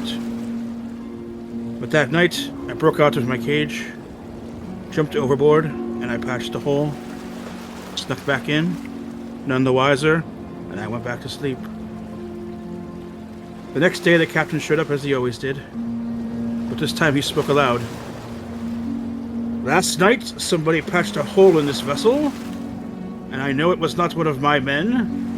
So which one of you broke your confinement and did this task? One of my fellow prisoners immediately speaks up. It was him! The blue-green one with the horns! The captain gets him out of his cage. Thank ye for your information. I suppose you think you'll get preferential treatment for this, even possibly live. He then stabbed them in the gut, so he would live long enough to hear his explanation. You see, that kind of thing would normally get you what you wanted, but this man, as he unlocked my cage, is a hero and the newest member of me crew. And from that time until about a week ago, I was bosun for Boris Goldeneye Maindar, captain of the Spider's Gambit. In all my time with the captain, he never did find the Spider Queen's crown, the object he'd ask every captive about before killing them when given an unsatisfactory answer. But now I'm on my own again. But if my past is any predictor of my future, it won't be long till I'm back on a ship, invited or not.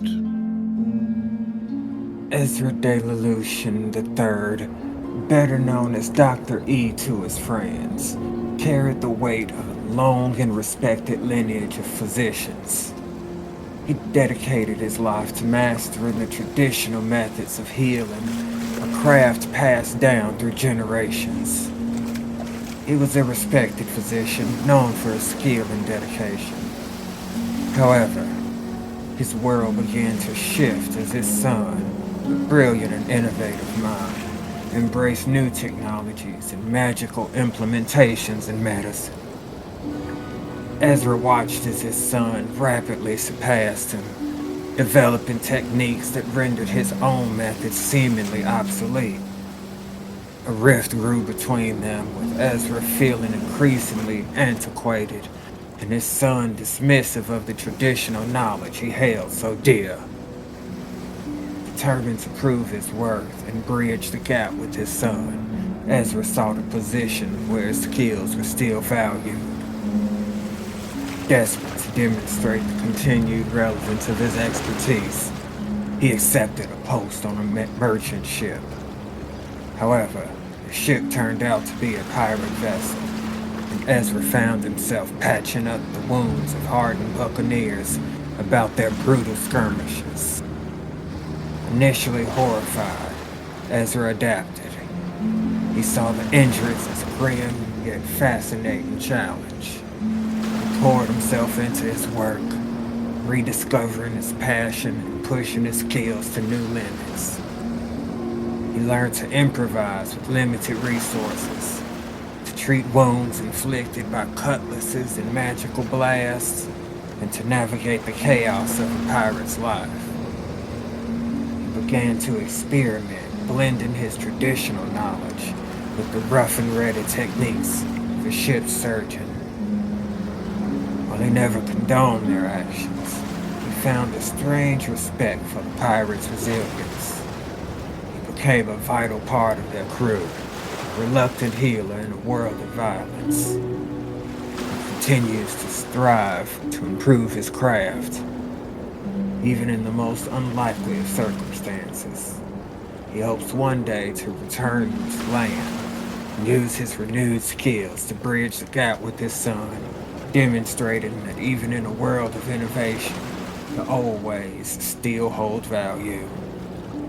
Hey man, my name's Rimchip, and I've been riding this sweet baby for 50 years. You wanna last in this game? You gotta go with the flow, man. Don't take life too seriously, and have a little fun. The sea can be rough though, so it's important to have your mates with you. Sometimes I get sad thinking about the friends I've lost, the screams echoing in a tideless abandon at the bottom of the sea. Yeah, but that's what new friends are for. Heh. Anyway, just drink a little seawater and don't mind the tentacles, and we'll get along just fine. The House of Fen, vampiric overseers of the colony at Orleans, a colony of the Kingdom of Gaul, are most often, as their namesake suggests, circle of the Fen druids. The North Fen never asked to be born into wealth, never asked for the expectation of being a full vampire, never asked to govern a colony, let alone to colonize an already occupied marshland. Nor did she ask to take a titular surname meaning swamp. And she vowed in early childhood to learn to master her more vampiric urges, and to never undergo the transformation. One day in her early teenage years, as the vampires were dormant, and unable to leave the confines of their domicile without being severely weakened or killed, she fled to the city's docks. Someday she'd return to put an end to her family's reign of terror, but for now she stowed away on the vessel by climbing inside the crate. Feeding on ship rats and stolen fluids was easy for the young vampire, and inside of her crate she slept nights on a bag of grain, wrapped in a burlap sack that had been tied together with bits of rope.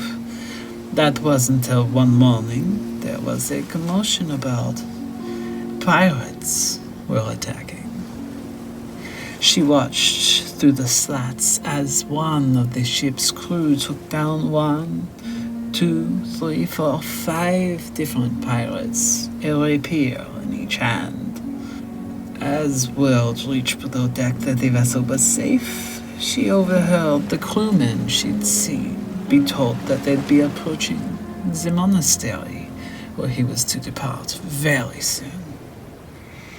While she'd largely heard of monasteries as religious institutions to be avoided in her upbringing, she knew where she needed to go. The monastery at the top of the white cliffside overlooking the ocean was colder than she'd ever been, but she pressed on. The crewman in question was there, and she approached him. The bonny wee stowaway I saw aboard in the night, the old dwarf said with a knowing twinkle in his eye. So Bonifin was born. Years later, her tutelage complete, save for field work and practical experience, she set out to complete the other half of her vow, to terrorize her family and topple the systems of power that put them in charge of an entire colony. And what better way to dismantle systems than to create the type of terror and discord that only piracy could achieve? Grief. That was the first thing Will could recall. Immense grief. Of losing her mother, of ending up in an orphanage, of being adopted for the sole purpose of being a servant. She grew up in the stables. The horses gave her a sense of purpose, a sense of belonging, a sense of work ethic, a sense of hope. The horses brought Will to her. The stable boys scrapped, and that means Will did too. That is, until the missus caught her decking a front tooth off the footman. She was sure she was going to be sent back to the orphanage, but a promotion? With a new uniform and a new bounce in his step, Will became a god. That is, until she wasn't. Now she has her own rules, her own goals, desires, vengeance. But that's beside the point. Care for a pint?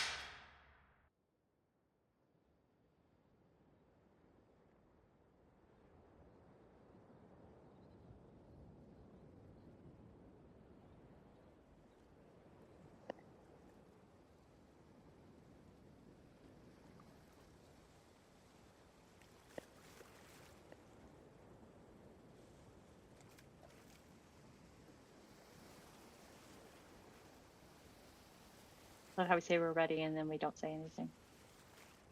So Yeah. Harper now has something to say. It's very important. Yes, indeed. Excuse me. If it wasn't, she wouldn't say it. So you are at the Chanticleer farm known as Clear Quarry. And you have just heard from the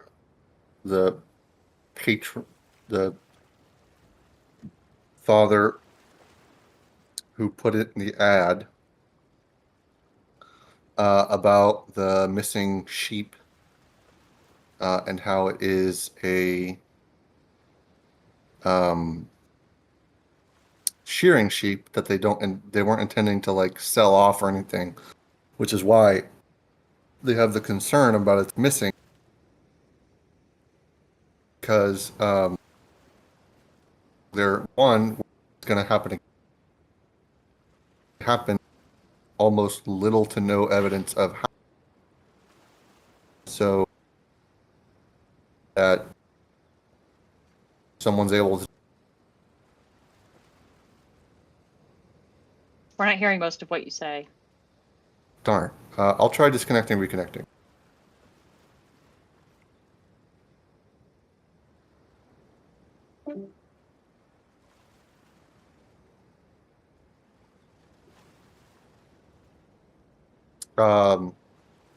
So the Clear Quarry Farm father, who has a name, and that name is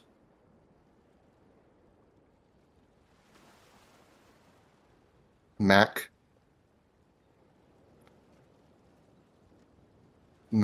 Clearwater. And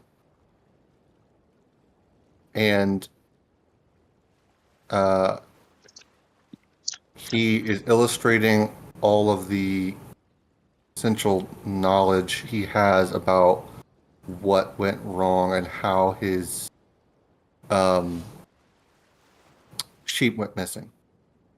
So, what do you do?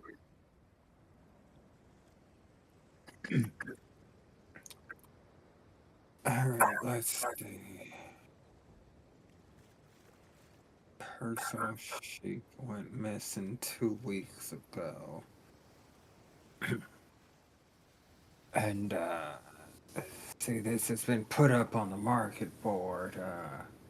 It's been 2 weeks now.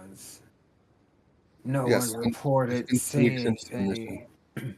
No one's reported seeing an extra sheep or a sheep wandering around the city with no owner. Not at all.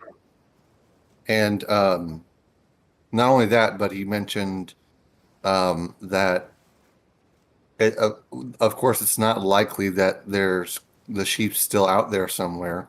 If someone needed a sheep that bad, they probably would have not, they probably would have purchased it and gone through the normal channels. Um, so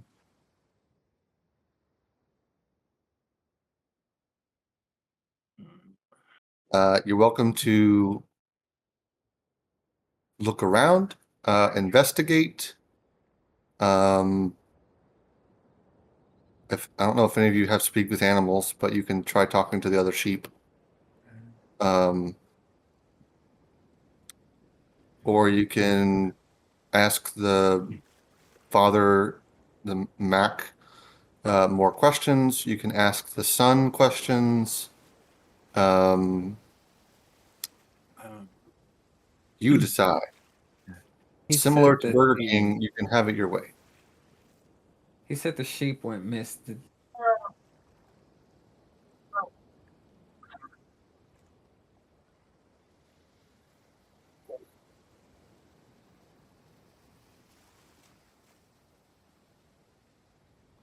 Um,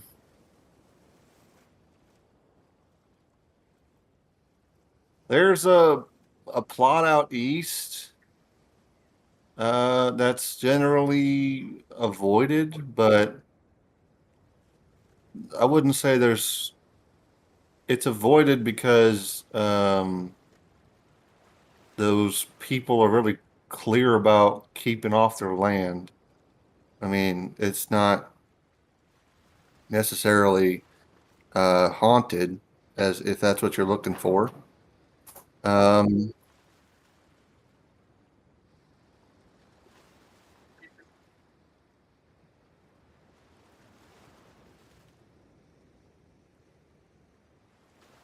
no. Um, there is a cave down towards the west near the coast, or so I've heard.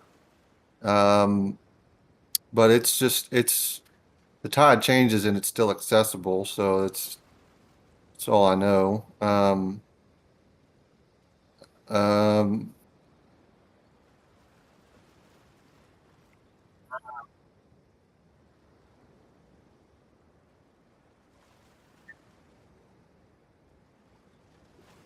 oh no, that cave's almost an attraction itself with people who come to visit. Kids go, what's it called? Spelunking. Um, and they'll visit or they'll uh, go in and out. I've had my friends, mates of mine who are uh, part of the dock masters uh, sort of group of guys they got hanging around most times, and one of them's a good old buddy of mine. He looked by the docks. He hasn't found anything. He hasn't seen any sheep going in and out or whatnot. So nothing in that respect. No.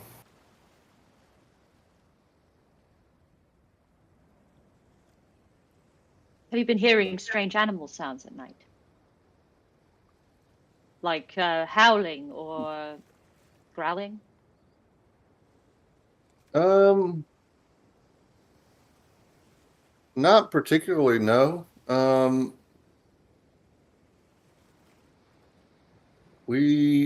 mean, we get our fair share of coyote scares or wolf scares.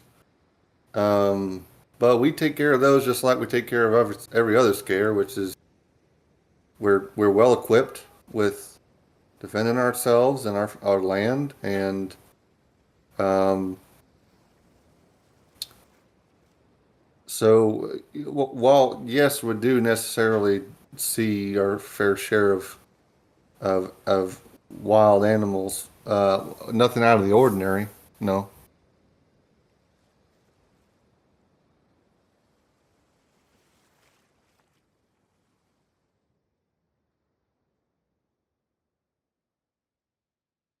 Uh,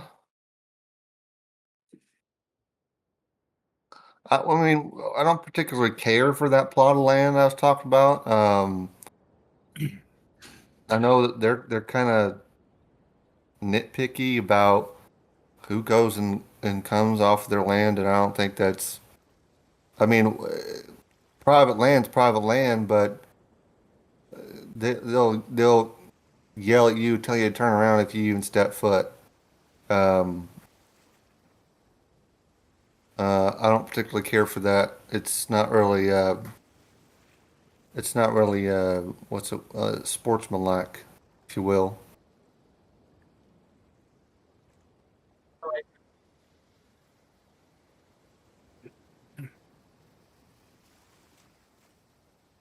Uh, yeah, I did. I had me and my son go over there, and our goal was just to ask around, see if they saw anything, but we were told to just about fuck off. That sounds pretty suspicious.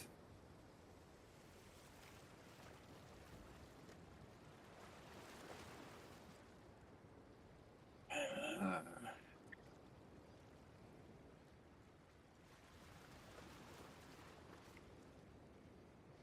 True, though some assholes can be suspicious.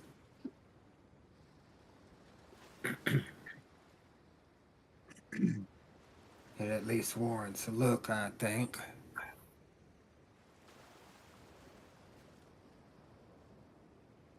I'm inclined to agree. May we look around the grounds to see if we see any prints or similar? No, by all means, take a gander all around the land. We've got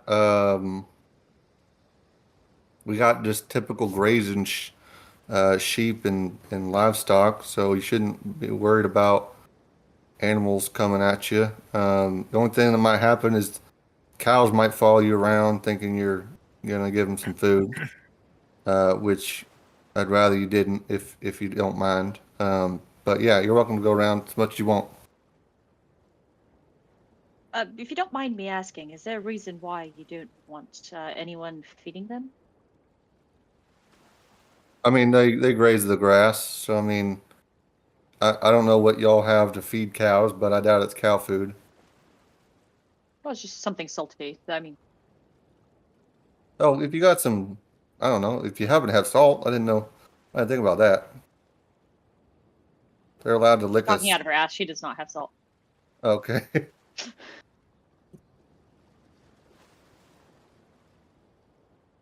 So I'd like to go kind of look around the area that these sheep would be and see if I see any like animal tracks or like weird shape patterns in the grass or something. Yeah, roll investigation. God damn it. Yeah, I'll help. Does someone want to help her? Yeah, I'll Help help look her? around. Okay. Better. And you said investigation? Yeah.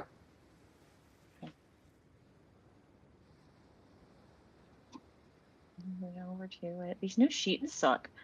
Um, usability wise. Investigation. So 13. Oh wait, proficiency. 15. 15.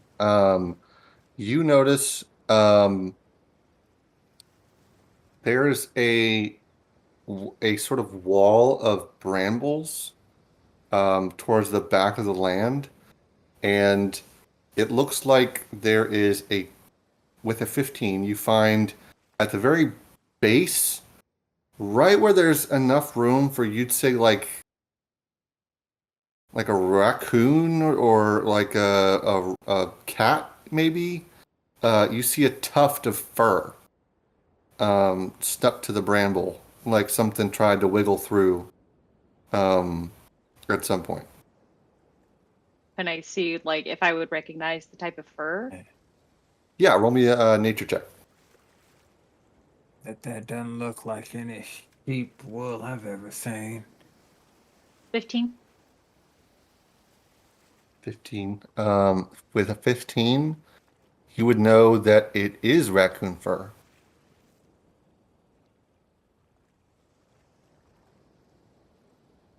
And is there anything Um, around me that would like attract raccoons?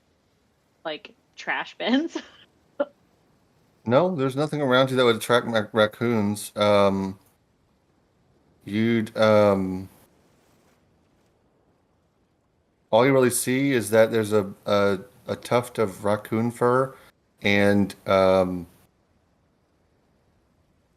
what looks like just a very trace amount of where it may have nicked the raccoon.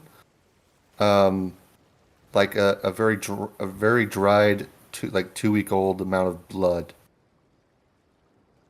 um can I see about like see if I can see into like the thicket of brambles? Like see if there's like a den under there or something? You don't see any den of raccoons nearby. There is a clearing and a ways to the right where you can get behind these brambles and see. Um, it would be like a minute walk that way and then coming back.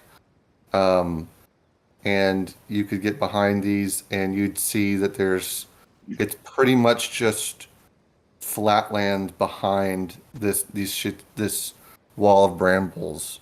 You'd surmise that the brambles stop at where their share of land stops, and the brambles are likely grown there uh, just to be a deterrent for small animals that might try and wander in or out.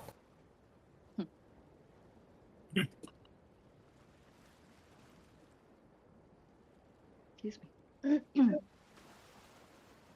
Does anybody The clearing or the brambles?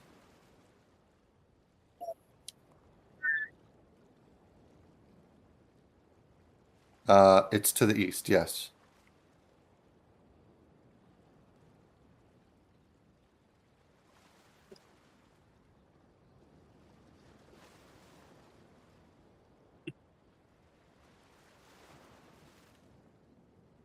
Uh,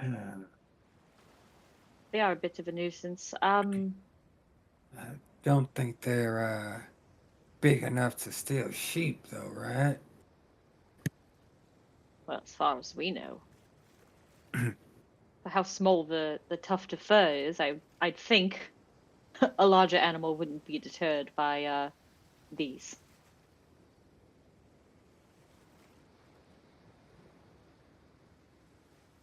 No, I think not. No, Are the owners the still brambles, around? do they? Oh, The owner's back at his house. I mean, it's a bit of a walk, but you can still get there and talk to him still. Okay.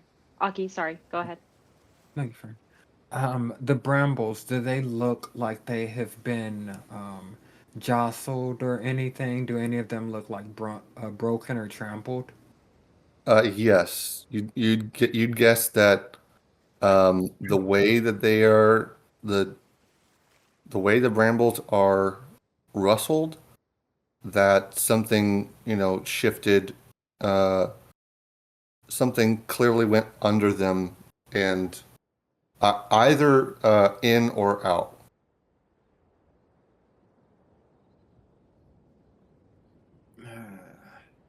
or both. What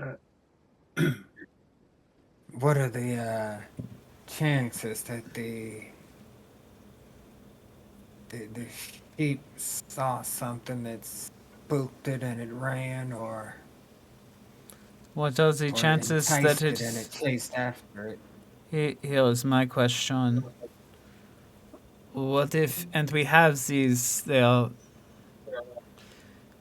We have people in Orleans,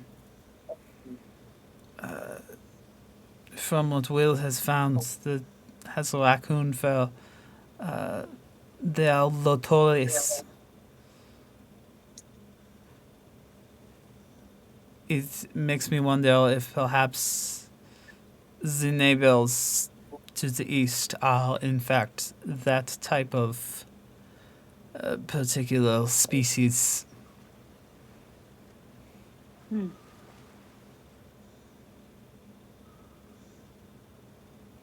Perhaps. I suppose that's a question for the owner.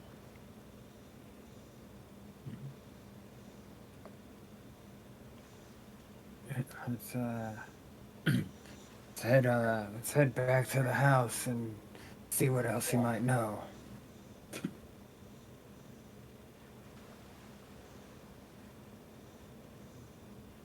So I So guess I you head that way. Yeah. You head back to the house, and the father is still at the door, just kind of um, tending to his house as you would, and he welcomes you back in. He's like, "Oh, you're back already. Did you find something?" I had one more Well, question. Your neighbors, the pieces of shit to the east, are they Lotoris? Oh, oh no. Our neighbors to the east are quite a ways away. Um, I call them neighbors just because there's not many people out here. Um, I believe they're half elf and a drow. And the two of them are just past the woods. They have their own little plot it's got like you can't miss it. It's got bamboo on it. Interesting. Do you know if perhaps they either associate with Lotoris, or they may shapeshift, or even if they are capable of summoning pets, familiars, to do things for them? No, I mean the only thing that reminds me of that would be my druid friend who comes over occasionally. Her name's Kaminara. She just comes to visit with her husband every now and then. Um, she's a druid, so she knows about animals. She helps me tend to mine occasionally. This Um, Kaminala, does she commonly summon raccoons? no. In all my time with her, she's never summoned a raccoon. Um, she summoned, I think she summoned a raven. She summoned fox before. No raccoons, no. Interesting. So it One seems as second, though sorry. we are headed east.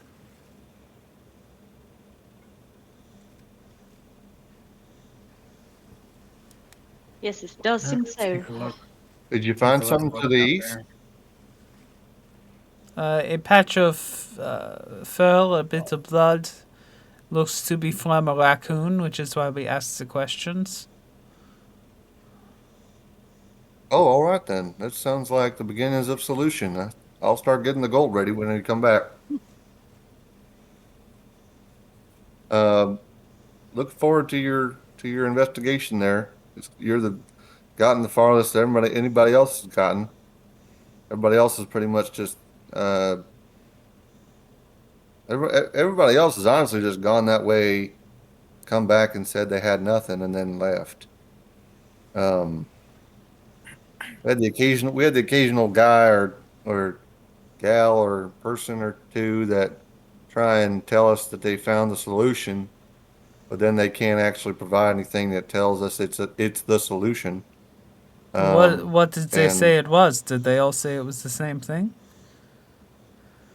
I had someone say it was some sort of bear, but that's the thing is that our old girl that got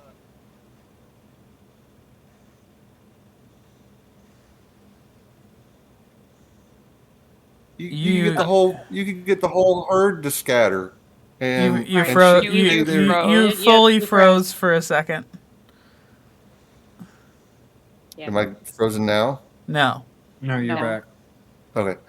She wasn't afraid of no bear or anything. You could get the whole herd to scatter, and she'd stay there, still as a statue, just stoic at you. You have to bribe her to get her out of here. That's the thing. It but She's the only one we can't get to actually follow directions. What's up? were there signs of struggle, blood, anything on the ground? No. The person that found it was my son. And he said he didn't find anything that day. All he saw was he was counting inventory that morning, uh, as we always do, and we figured that maybe she was upside down at the back corner of the land, or maybe she had found her way into the barn and didn't know how to get back out. But we searched the whole place, we couldn't find her, so we looked all around, couldn't find any signs of struggle, and put up the mission in the job postings with the community. If it were a bear, there would have been signs of struggle. Oh, certainly, yes. Or she would have Yeah, just much been more than here what we and saw. dead. Right. Usually This bears don't is typically, kidnap and then kill. that's no, that is not typical behavior.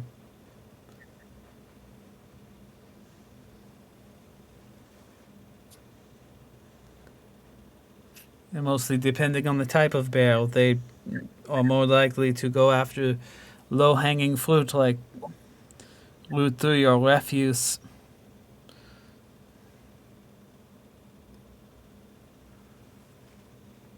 Or eat seed. They'll eat just about anything. But it usually has to be in their face. They don't take it elsewhere. And they certainly don't take it. They certainly don't take it elsewhere without bloodshed first. Well, not if they don't have cubs. If they have cubs, it's possible. Not if the I. If it were for cubs, they still would have killed it before taking it elsewhere. There would be blood. True.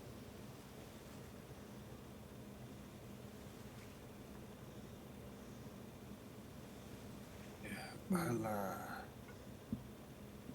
I say we see what's between here and the neighbor's place. Might find something that way. Actually, do I smell anything? Over even in the vicinity of like the raccoon stuff, like would I smell anything blood related other than the 2-week-old raccoon blood?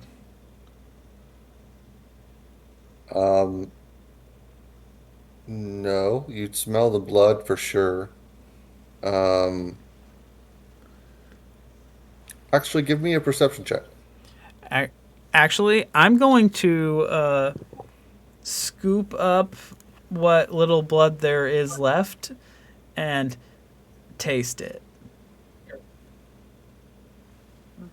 Okay, give me a. What is that? A sense? Would that be a sense? Survival, I don't know. Yeah, I guess it was It would be survival check. knowing what something is the in nature. So Give I me a would say survival check survival or nature. with advantage.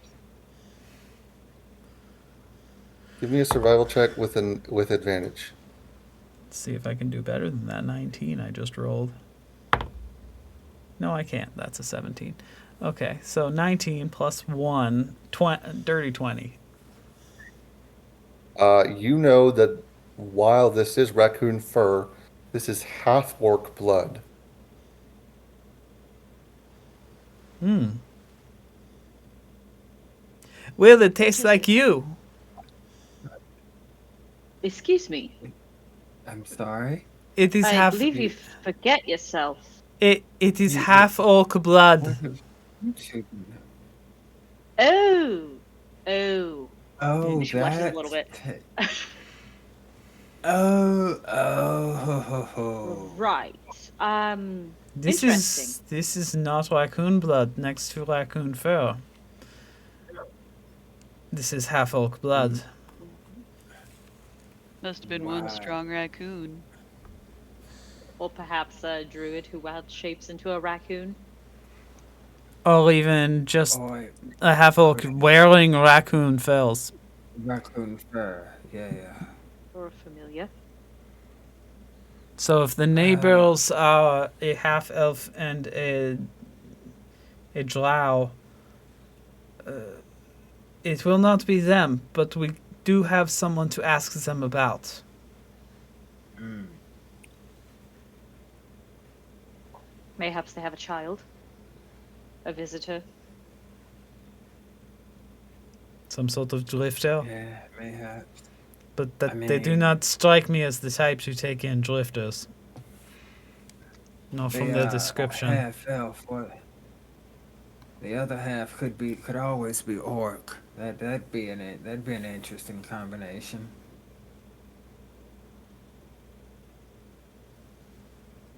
So what do you Well, do? I'm going to go back once again to the owner and say, hey, my good sir, all right, have you seen any half orcs? Anybody that was that's of the half orc persuasion that's been maybe seen or hanging around your farm or visited the farm recently? Oh yeah, Kaminara's half orc. She's half orc, half dwarf. I only know because she's a dwarf with tusks. A druid who can wild shape into a raccoon. Animal. Now, Wait, are you half saying it's orc, half Kaminara? dwarf. We do not know, but No, don't know. the raccoon fur we found on the east side of your property with the blood, uh, it was half orc blood. Ezra, you were Oh. saying something? No, I'm still on I'm still on half orc, half dwarf. I'm just kind of picturing that scenario in my mind. That's all. As was I. I'm wondering who was the father and who was the what half was which. There are ways for either. Anyway, that's beside the point. Eyes away sounds like fun. So, where is this, Caramella, carbonara? where is she? Oh well, shit. When was the last time you saw her? Or Well, she has a stall up down in the market, um, and she does animal handling work, and so she comes to me whenever I need her. I have a raven she sends out my way, and I'll let her know when I need her again, and she comes by and tends to my animals and heads out. Honestly, I've never had the decency to ask her for tea at her house. She's always just kind of visited mine and avoided the topic whenever I mention it. So I just assume she doesn't. She's not. That's not in her sort of social they structure.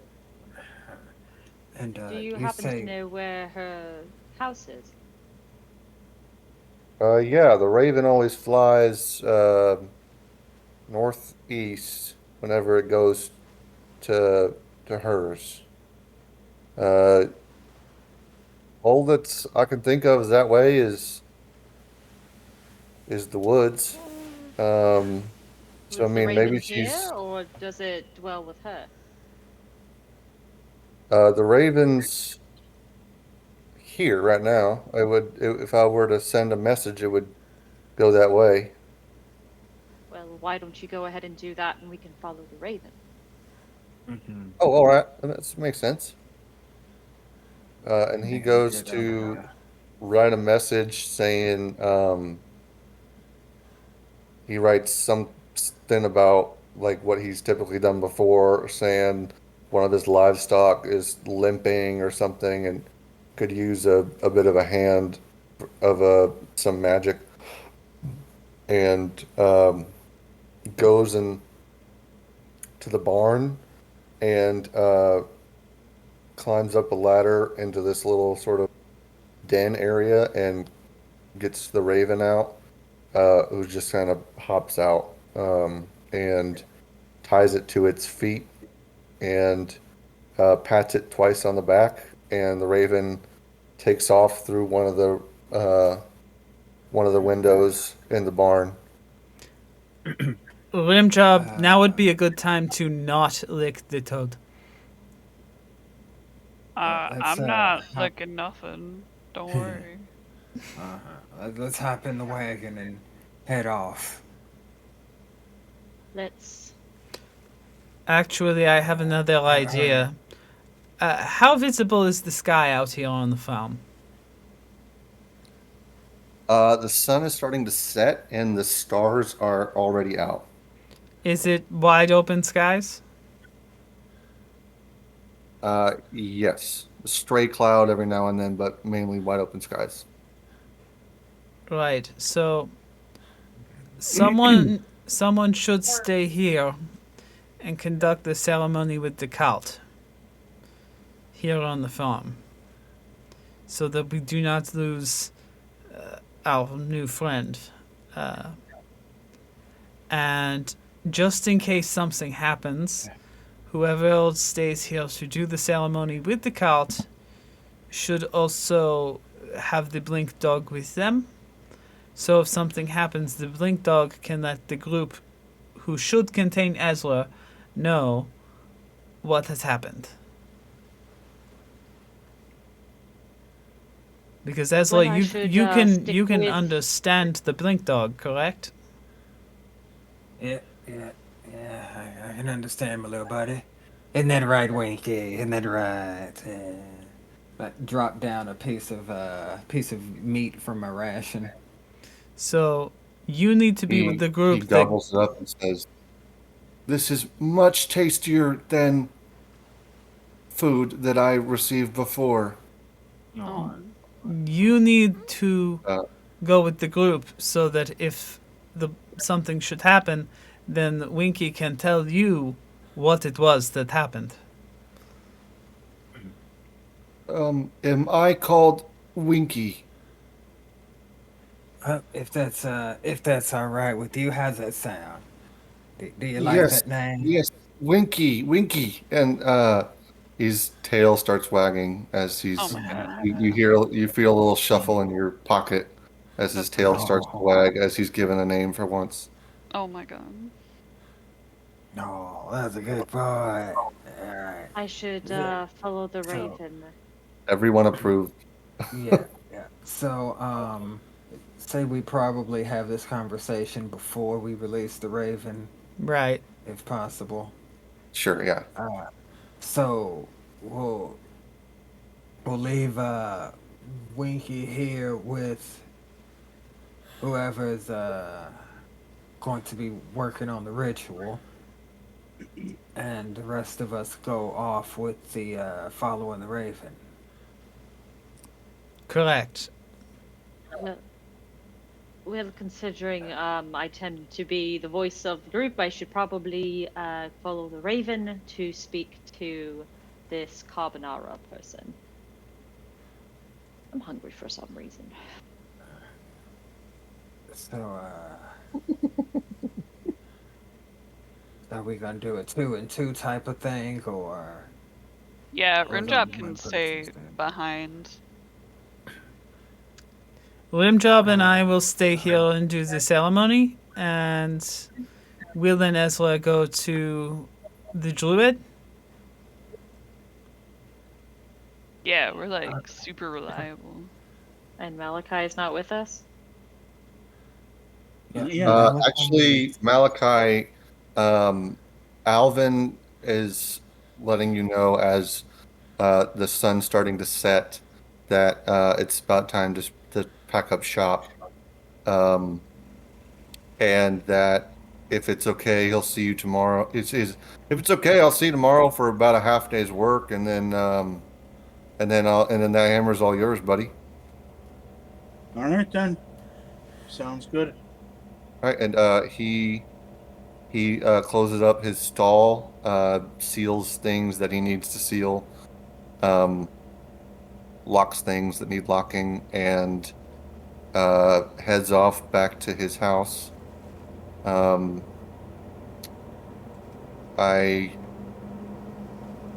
don't know if you'd have a way of knowing where or What I would do is I'd probably head to the ship, but stay on the dock in front of by the ship and wait. And if I waited more than 5 minutes, I'd probably open the box. Okay.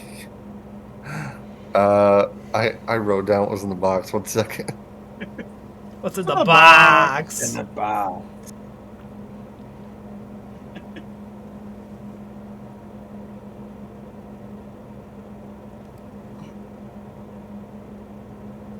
You see in the box a candle that is lit. It's a typical stick candle with a bit of a flat or rounder base. Sorry, a flatter base. I said flat and round. That's sort of like a tree, sorts to spread out towards the base and get thicker. And it's currently lit, and you look at it for a while, and you notice that while it's lit, the candle stick isn't melting, and the wick is not running out. You get the impression that this candle, when lit, won't go out, and will stay burning as long as needed. Someone lit I'm the gonna black flame cast, candle. Detect magic. I was literally about to say that. Mhm. Yeah.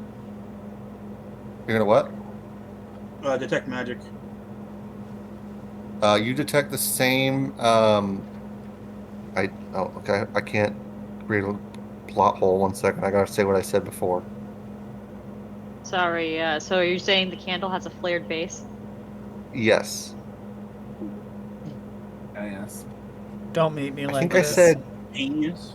I think I said. Abjuration magic. Oh, this was the magic you Earthy. detected. I remember. Okay. Earthy. Is this? Is the candlestick. How girthy is it? If it has a flared base, you should be fine. It's a solid inch in diameter.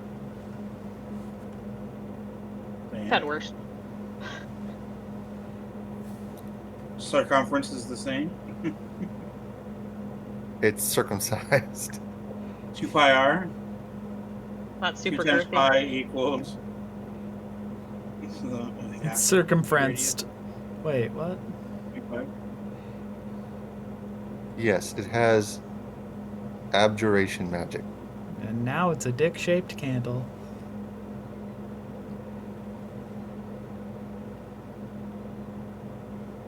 Biggest, blackest candle. Okay, so the candle that doesn't go out. The new I'm gonna try to give meaning it a to quick little. everlasting flame. I'm gonna blow the candle out. Oh. Yeah. It flickers and then goes back out. Goes back to being flamed. So, okay, so it's an everlasting candle, but I'm feeling abjuration. I'm trying to figure out like abjuration is like a defensive thing. Is it just defensive in that it keeps itself lit if it tries to get inflicted upon, or does it have some kind of ward on it that does something else? You get the sense that it's a ward of sorts that Protects the candle. I guess protects the candle from things that would normally put it out, Yeah. like water and air and whatnot. All right. Well, this will help me when I You have can't to. break the game with my candle. This will help me when I have to do underwater work. Underwater Just underwater welding. Well, I mean, my backstory has me jumping overboard to do underwater work on a ship before. Now I'll just have a candle with me that lights the way. Jump underwater with a mouthful of gasoline and spit it at people. Instant flamethrower. Underwater Yeah, flamethrower. That wouldn't go as well as you'd hope. No, because it would Don't just... think it would stay together very much. Yeah, no, it would just go towards your face. I know. Yeah, I was about to say. As soon as you just go spit it right back out. to your face. Yeah. Spitting never works the way you hope it will. Oh. That's what she said. Exactly. Alright, so Viscous stuff. we're gonna go pay Carmen a visit. Kaminara. Carmenara. It all seems to point east. Kaminara. Alright, you two look after little Winky here. Take care of him. Sorry, little Winky. Now, Winky, you be a good boy. Don't give him any trouble. And Get little Minkies and and wedding willies. if they anything happens, you come back and find me now. Oh, don't worry. I will stay here and stroke your winky. Thank you very much. He gets very lonely if he's not played with ever so often. Very Hey, agitated. man, we all very do. agitated. Starts to hurt. We get blue. Yeah, He's pretty docile if he's allowed to. yeah. Hey, you gotta I'd wear rather- him out. You know, if you give him a good pet, he perks up. He does. I rub Winky's head and hand him over. Alright, now go ahead and let that bird loose. We can, Can I chase the bird? I'd like to chase the bird. Unfortunately, you have to stay with us Not so that this you can time. let Do everyone... you understand him? Now, Oh, no, I don't understand him. you can't chase the bird this time. Now, if you watch where it's going, that's where I'm gonna be. So if anything happens back here, you just head off in that direction. You'll find me. Reach in my pocket, grab out a handkerchief, tie it around his little neck. You know, right. You'll always have my scent somewhere around you. Oh, thank you. I enjoy your scent much more than that of my other Master. Oh. Oh, He smelled like I farts. say the sweetest of things. And give him some more ration. Oh. He gobbles it up delightfully. Alright, alright. Cracks there's right. Oh, you probably want this compass as well. The Pass over dogs. the Oh compass. yeah. Winky says, Winky And the says, mirror. I can't hold a compass. Oh yeah, no, not you, boy, not you. This will be for Bonnie or I Bonnie I or will Rimclan, whichever one want to hold on I to it. I will take these limb job. Now would be the time. Now's the time for what? What are you talking about? For the toad.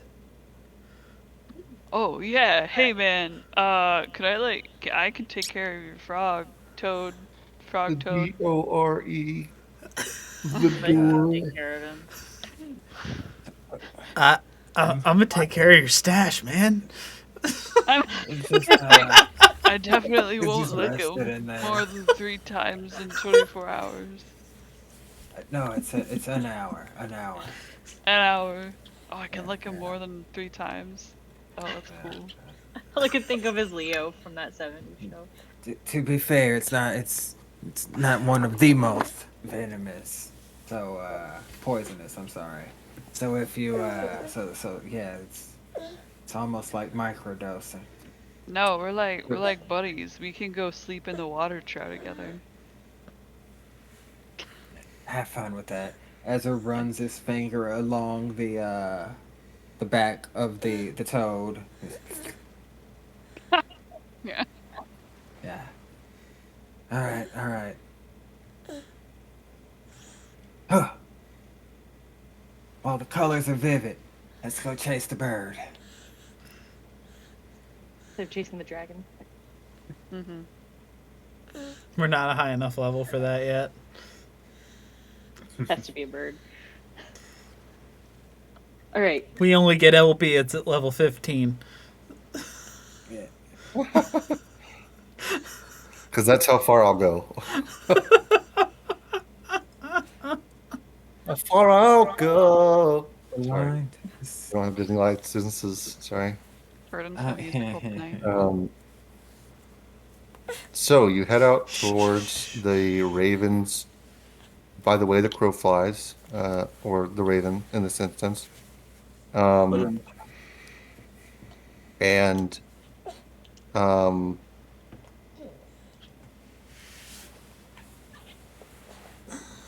I'll say that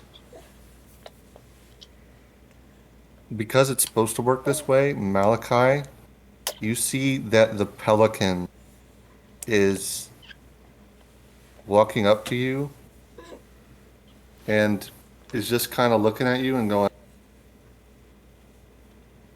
with its wing.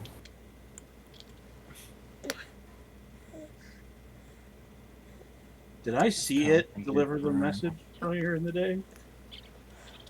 No.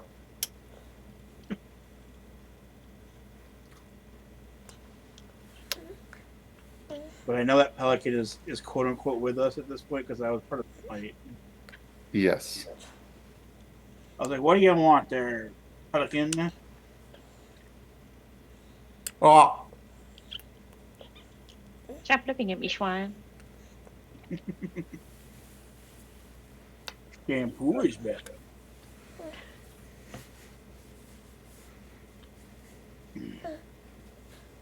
BRB. I suppose you want me to follow you? oh. Okay. Let's And he go. And I get up. then he starts flapping his wings as he uh, flies aloft into the sky in the direction of the south or the northeast.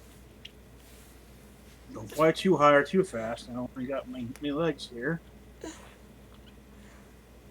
Um, So who's all going in the forest? Me and Well, Will. Me and Will. Okay. Um, as Ezra and Will head out, um, you walk for quite a ways uh, in the forest, and it's a very widespread forest, a plethora of trees and bushes, occasional uh, sprinklings of wildlife. Um, Make a perception check for me.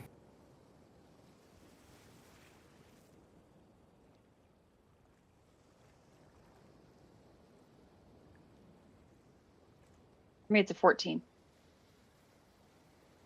I think And Ezra? I only got a perception. Yeah, I only got a 9. Um,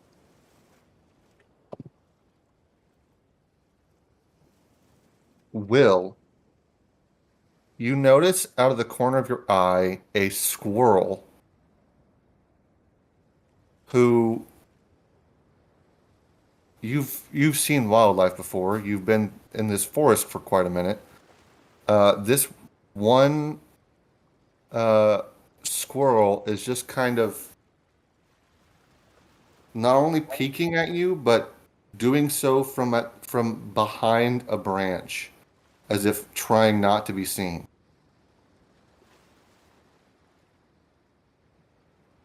Ezra, Yeah. do you see that strange squirrel? And she subtly kind of like looks at it. Ezra follows his eyes.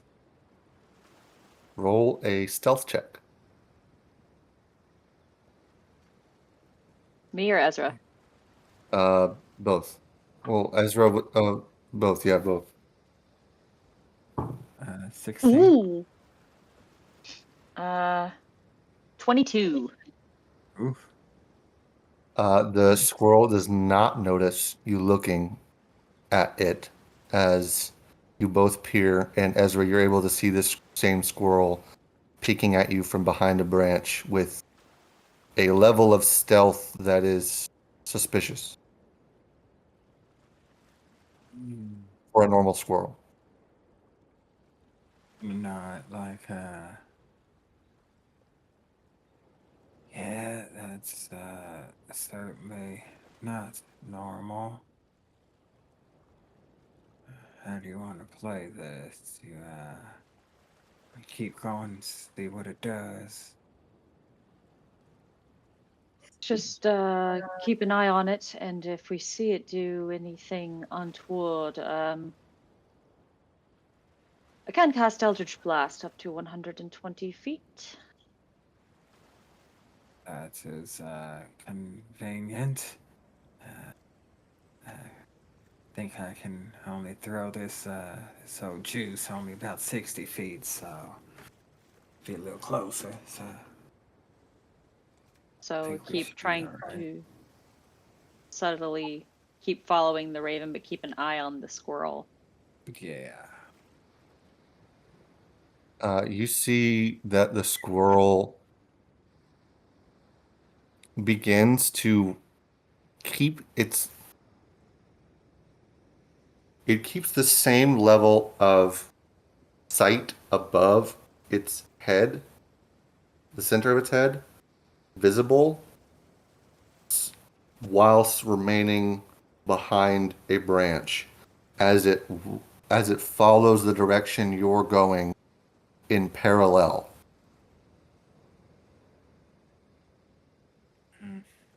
And as you get deeper into the woods, the raven becomes obscured by the tall and heavy plumage. It appears to, in a way, you lose sight of it from the thick branches and large amount of leaves and plumage in the trees.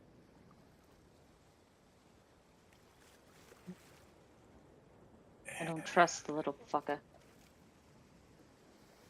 If you stop, it stops, and if you continue, it continues.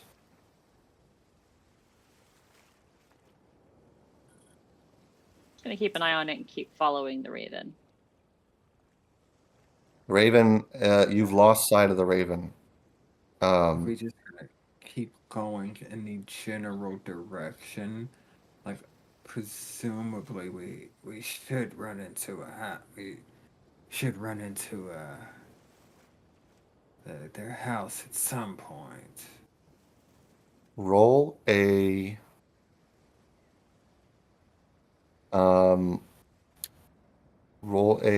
investigation check.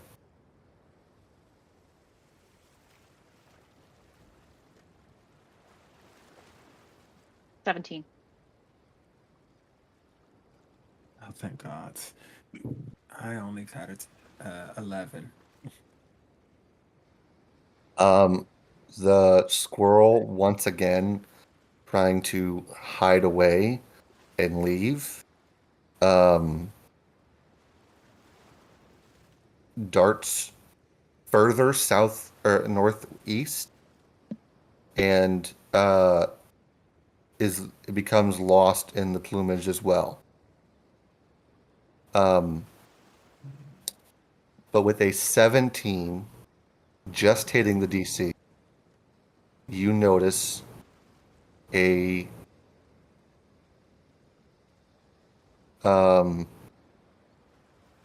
bit of broken branches that would indicate a larger humanoid person has walked through here at some point. You see that some of the branches, as if that was intentional, but knowledgeable, and that but clearly some of them were missed, leading you to believe that this may have been done a lot more hastily than expected.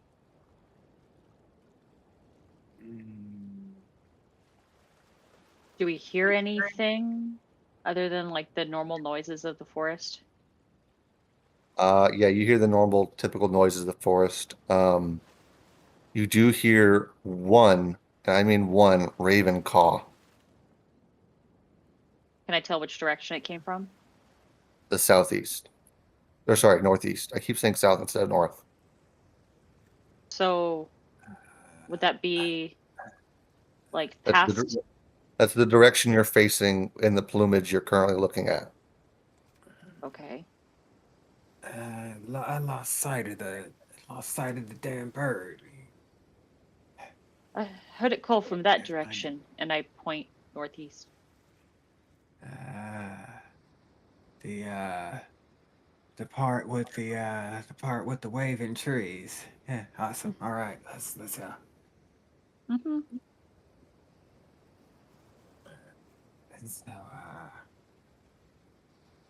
Let me see. do we still? The squirrel has vanished. You said. Yes, the squirrel's vanished.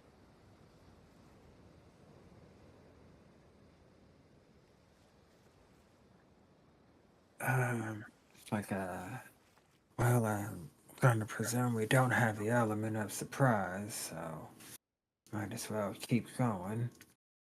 Can I pick up like is there a rock near me that I can pick up? Yeah, there's twigs, rocks, all kinds around you. Okay. I'd like to pick up a rock and throw it towards the like broken branches area to see if anything moves. It appears to be lost in the plumage. Something seems fishy. Feels off. Yeah, I'm inclined to agree with you there. I would suggest staying at the ready. I mean, don't know what kind of person this woman is. It's already been. I kind of lower my voice. I'm speaking in kind of hushed tones. They've already been following us. We don't want some big bear to come leaping out of the woods at us. I slowly take out my sickle and kind of reach out and kind of try to wrestle where those leaves are, where the things were disappearing. I will have. I will ready a freezing ray, the ray of frost. Just kind of pull the jar out. I won't shake it, but I'll have my finger on the tab. Okay. You put your sickle through the plumage, and you almost for a second feel like you're just holding a handle. And then your sickle comes right back out, and you're like, oh, that was weird. Like it got lighter. Like it almost got lighter, yes. I think there may be a portal of some sort. The weight of the metal on the end of my sickle seemed to disappear. That doesn't make no sense. Hmm. Like, I'm where are going you? to. Let's see. Scratch my head. I'm going to reach into my bag, or reach into my vest. Use tinkering to just pull out a long length of rope. Reach in once again. Little basket. Tie the rope to the basket. Say, all right, round about here. And kind of dangle the rope basket down. Yeah, it seems like as you dangle it down, it sorry, describe what you do again. I'm kind of like I have the basket tied to a rope, and I'm like lowering it down to the spot where we'll just try to slice, where they said that there was a disturbance. It begins to disappear into the plumage as if it gets like as if it phases through, and then leaves just appear on the other in front of it, and then it swings back out like it and Like it leaves was seem to appear right behind it. like it was forcefully pushed out. No, like it was simply like it was passing through an illusion. Ah,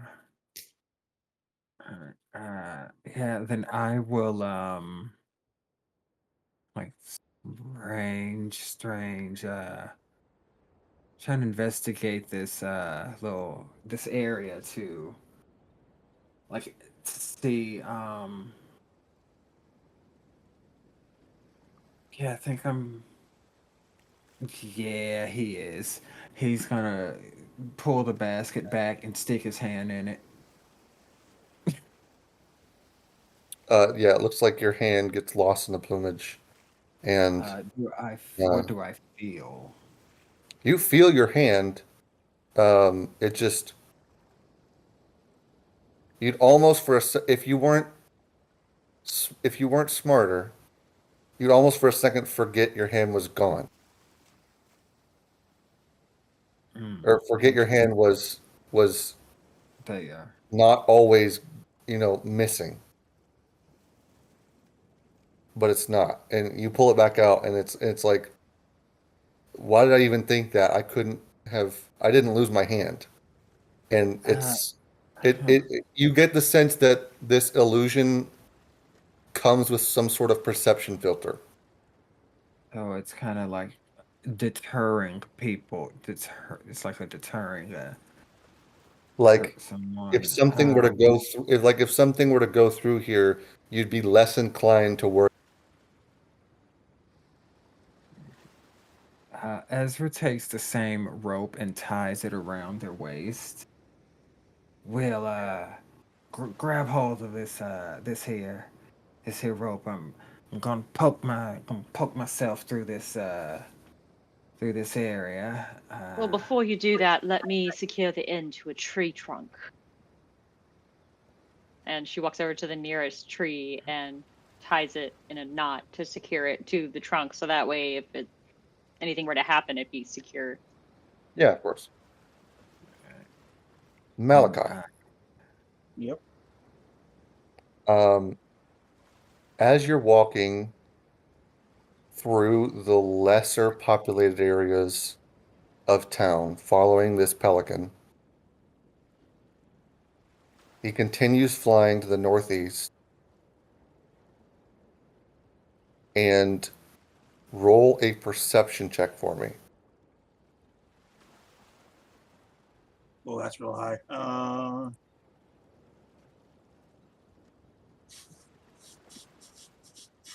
21. Oh, my camera fell. Sorry.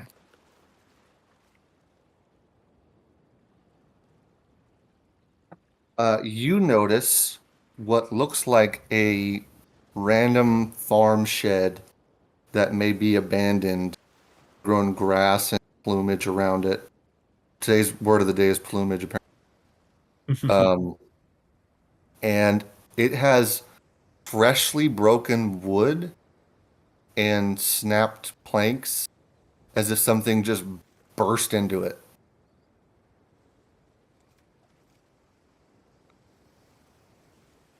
Otherwise, the pelican continues flying northeast. Do you do anything? Poke my head in real quick, see what's up.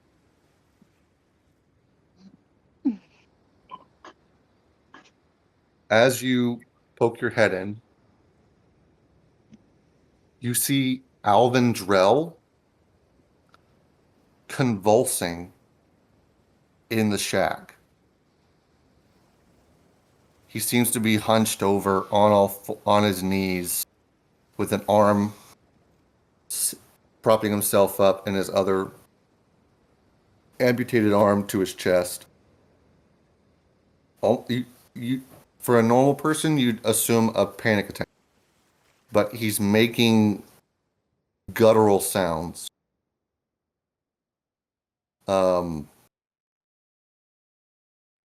And he looks at you as you poke your head in.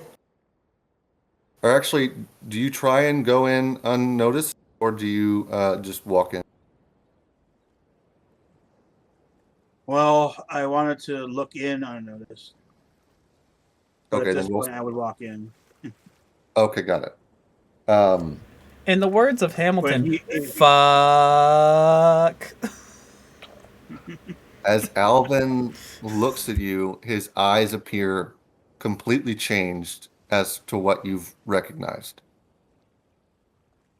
And he has two tusks coming out of his sides of his mouth. And he is heaving with gasps and growls and snarls. And he looks at you with a white hot rage. Roll a dexterity saving throw. Whoa.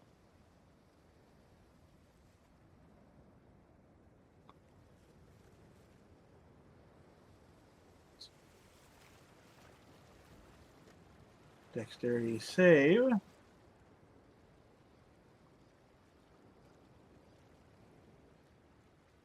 That's a 14.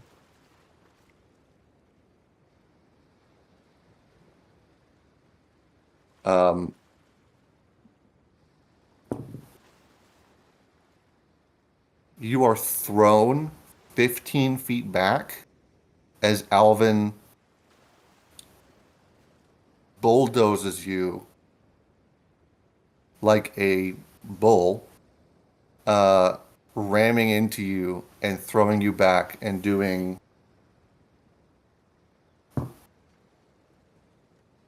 3 points of bludgeoning damage. And he starts to grow larger and beefier and more ripped in front of you. And he breaks even more of the barn of the shack as he snaps planks and emerges from them as if he couldn't fit through the same hole he came in through. And just as he's about to try and lunge at you, his ears perk up. And everybody roll a perception check. Everybody? Everybody. Everybody. Because of the fight earlier and no real rest in between, I have 2 hit points now. Ruh-roh. Ruh-roh. Rim's high as fuck. He got an 8. I'm guessing if everybody else make a perception check. 19. 16. What about Bonnie? 16. Sorry, I was muted. Will, Bonnie, and Ezra. And then what did Malachi get? Oh, I do too? Okay. Yes. Well, I had a 16 on a die, so it's 16. As long as you don't have a negative, you'll make it. 19. You all hear a piercing, silvery whistle. One that Bonnie, you notice. Winky immediately perks his ears up as well and says, "Oh, something," and he points in that direction, northeast. And Yeah, I'm as just hearing Sylvan gibberish going, oh oh yeah, I heard it. he's barking at you and pointing in that direction. As the now fully formed werebore looks to the northeast and bursts through the other side of the shack as if it weren't even there, and darts off to the northeast towards the farm. And that's where we'll end the session. Oh my god. Yeah. Woo. Well, Well, Did damn, the toad Jordan. hear anything? The toad. I mean, to be fair, at this point, you've probably licked the toad at least 7 times in the last 45 minutes. No. And you are he wouldn't. hearing the colors of the wind. That's true. Yeah. And that frog is blissed out. That frog is probably licked clean too. Yeah. Like, He already It's the fully going alchemist to already need. came and took poison from it too. It's It's going to just like- definitely need the rest of some days to recover. It's If just one of you like had- an episode. It's like Rim heard the whistle, but the whistle was playing a note in a song that was already playing out in Rim's head. And oh yeah, that note goes there, man. Sick high note. If that toad could talk, he'd probably shiver. Yeah, no one, please, no one can speak with animals around that toad. nope. He just keeps licking me, man. I don't need to hear it.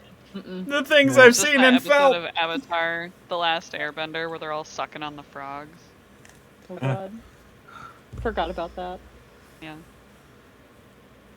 He's just the hypnotoad. Yeah. Werebore. Yay. Yeah, Yay. as soon as you said Unless he you was did convulsing, I was like, yeah, you said a half moon was 2 weeks ago. Fuck. I actually said, Yeah. did I say half moon? Yeah. You said the half moon was like 2 weeks ago. And when you said that, I didn't really fully like register that it would be important, but as soon as you said somebody was convulsing and having broken into somewhere, like they were trying to hide, Yeah. I was like, oh fuck, we've got to wear something here. Shit. I feel like this is about to tie up at least 4 of these side quests. 'Cause, clearly Alvin has been eating the farm animals. Or Poor sheep. this is what I think is happening. Camino edibles, I mean Kaminara, is basically training Alvin to come when called to avoid other people getting eaten or bitten, thanks to the like dog whistle basically, Mm. and took the sheep to feed to Alvin because gotta eat something or it's not gonna work out real well. He's gonna bust out and go eat some people.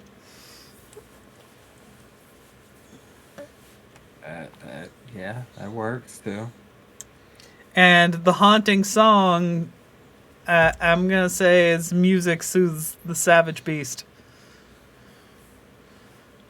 But that's just my thought.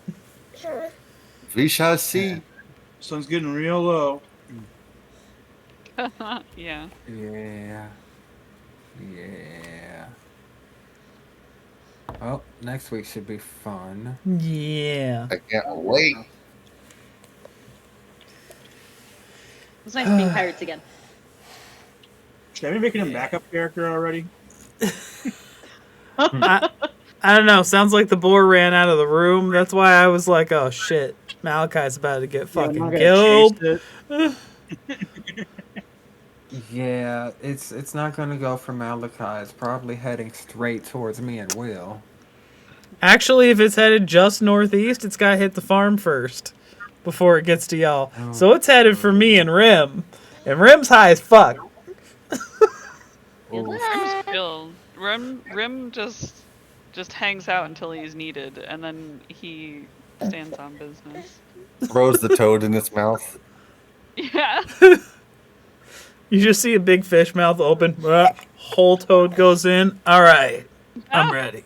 Whereas I'm Starts doing- imagining like he starts- little toad legs sticking out from the mouth. He starts doing that thing where he like his entire neck is pressed against the ground and his back legs are just pushing him along like a cart. Anyway,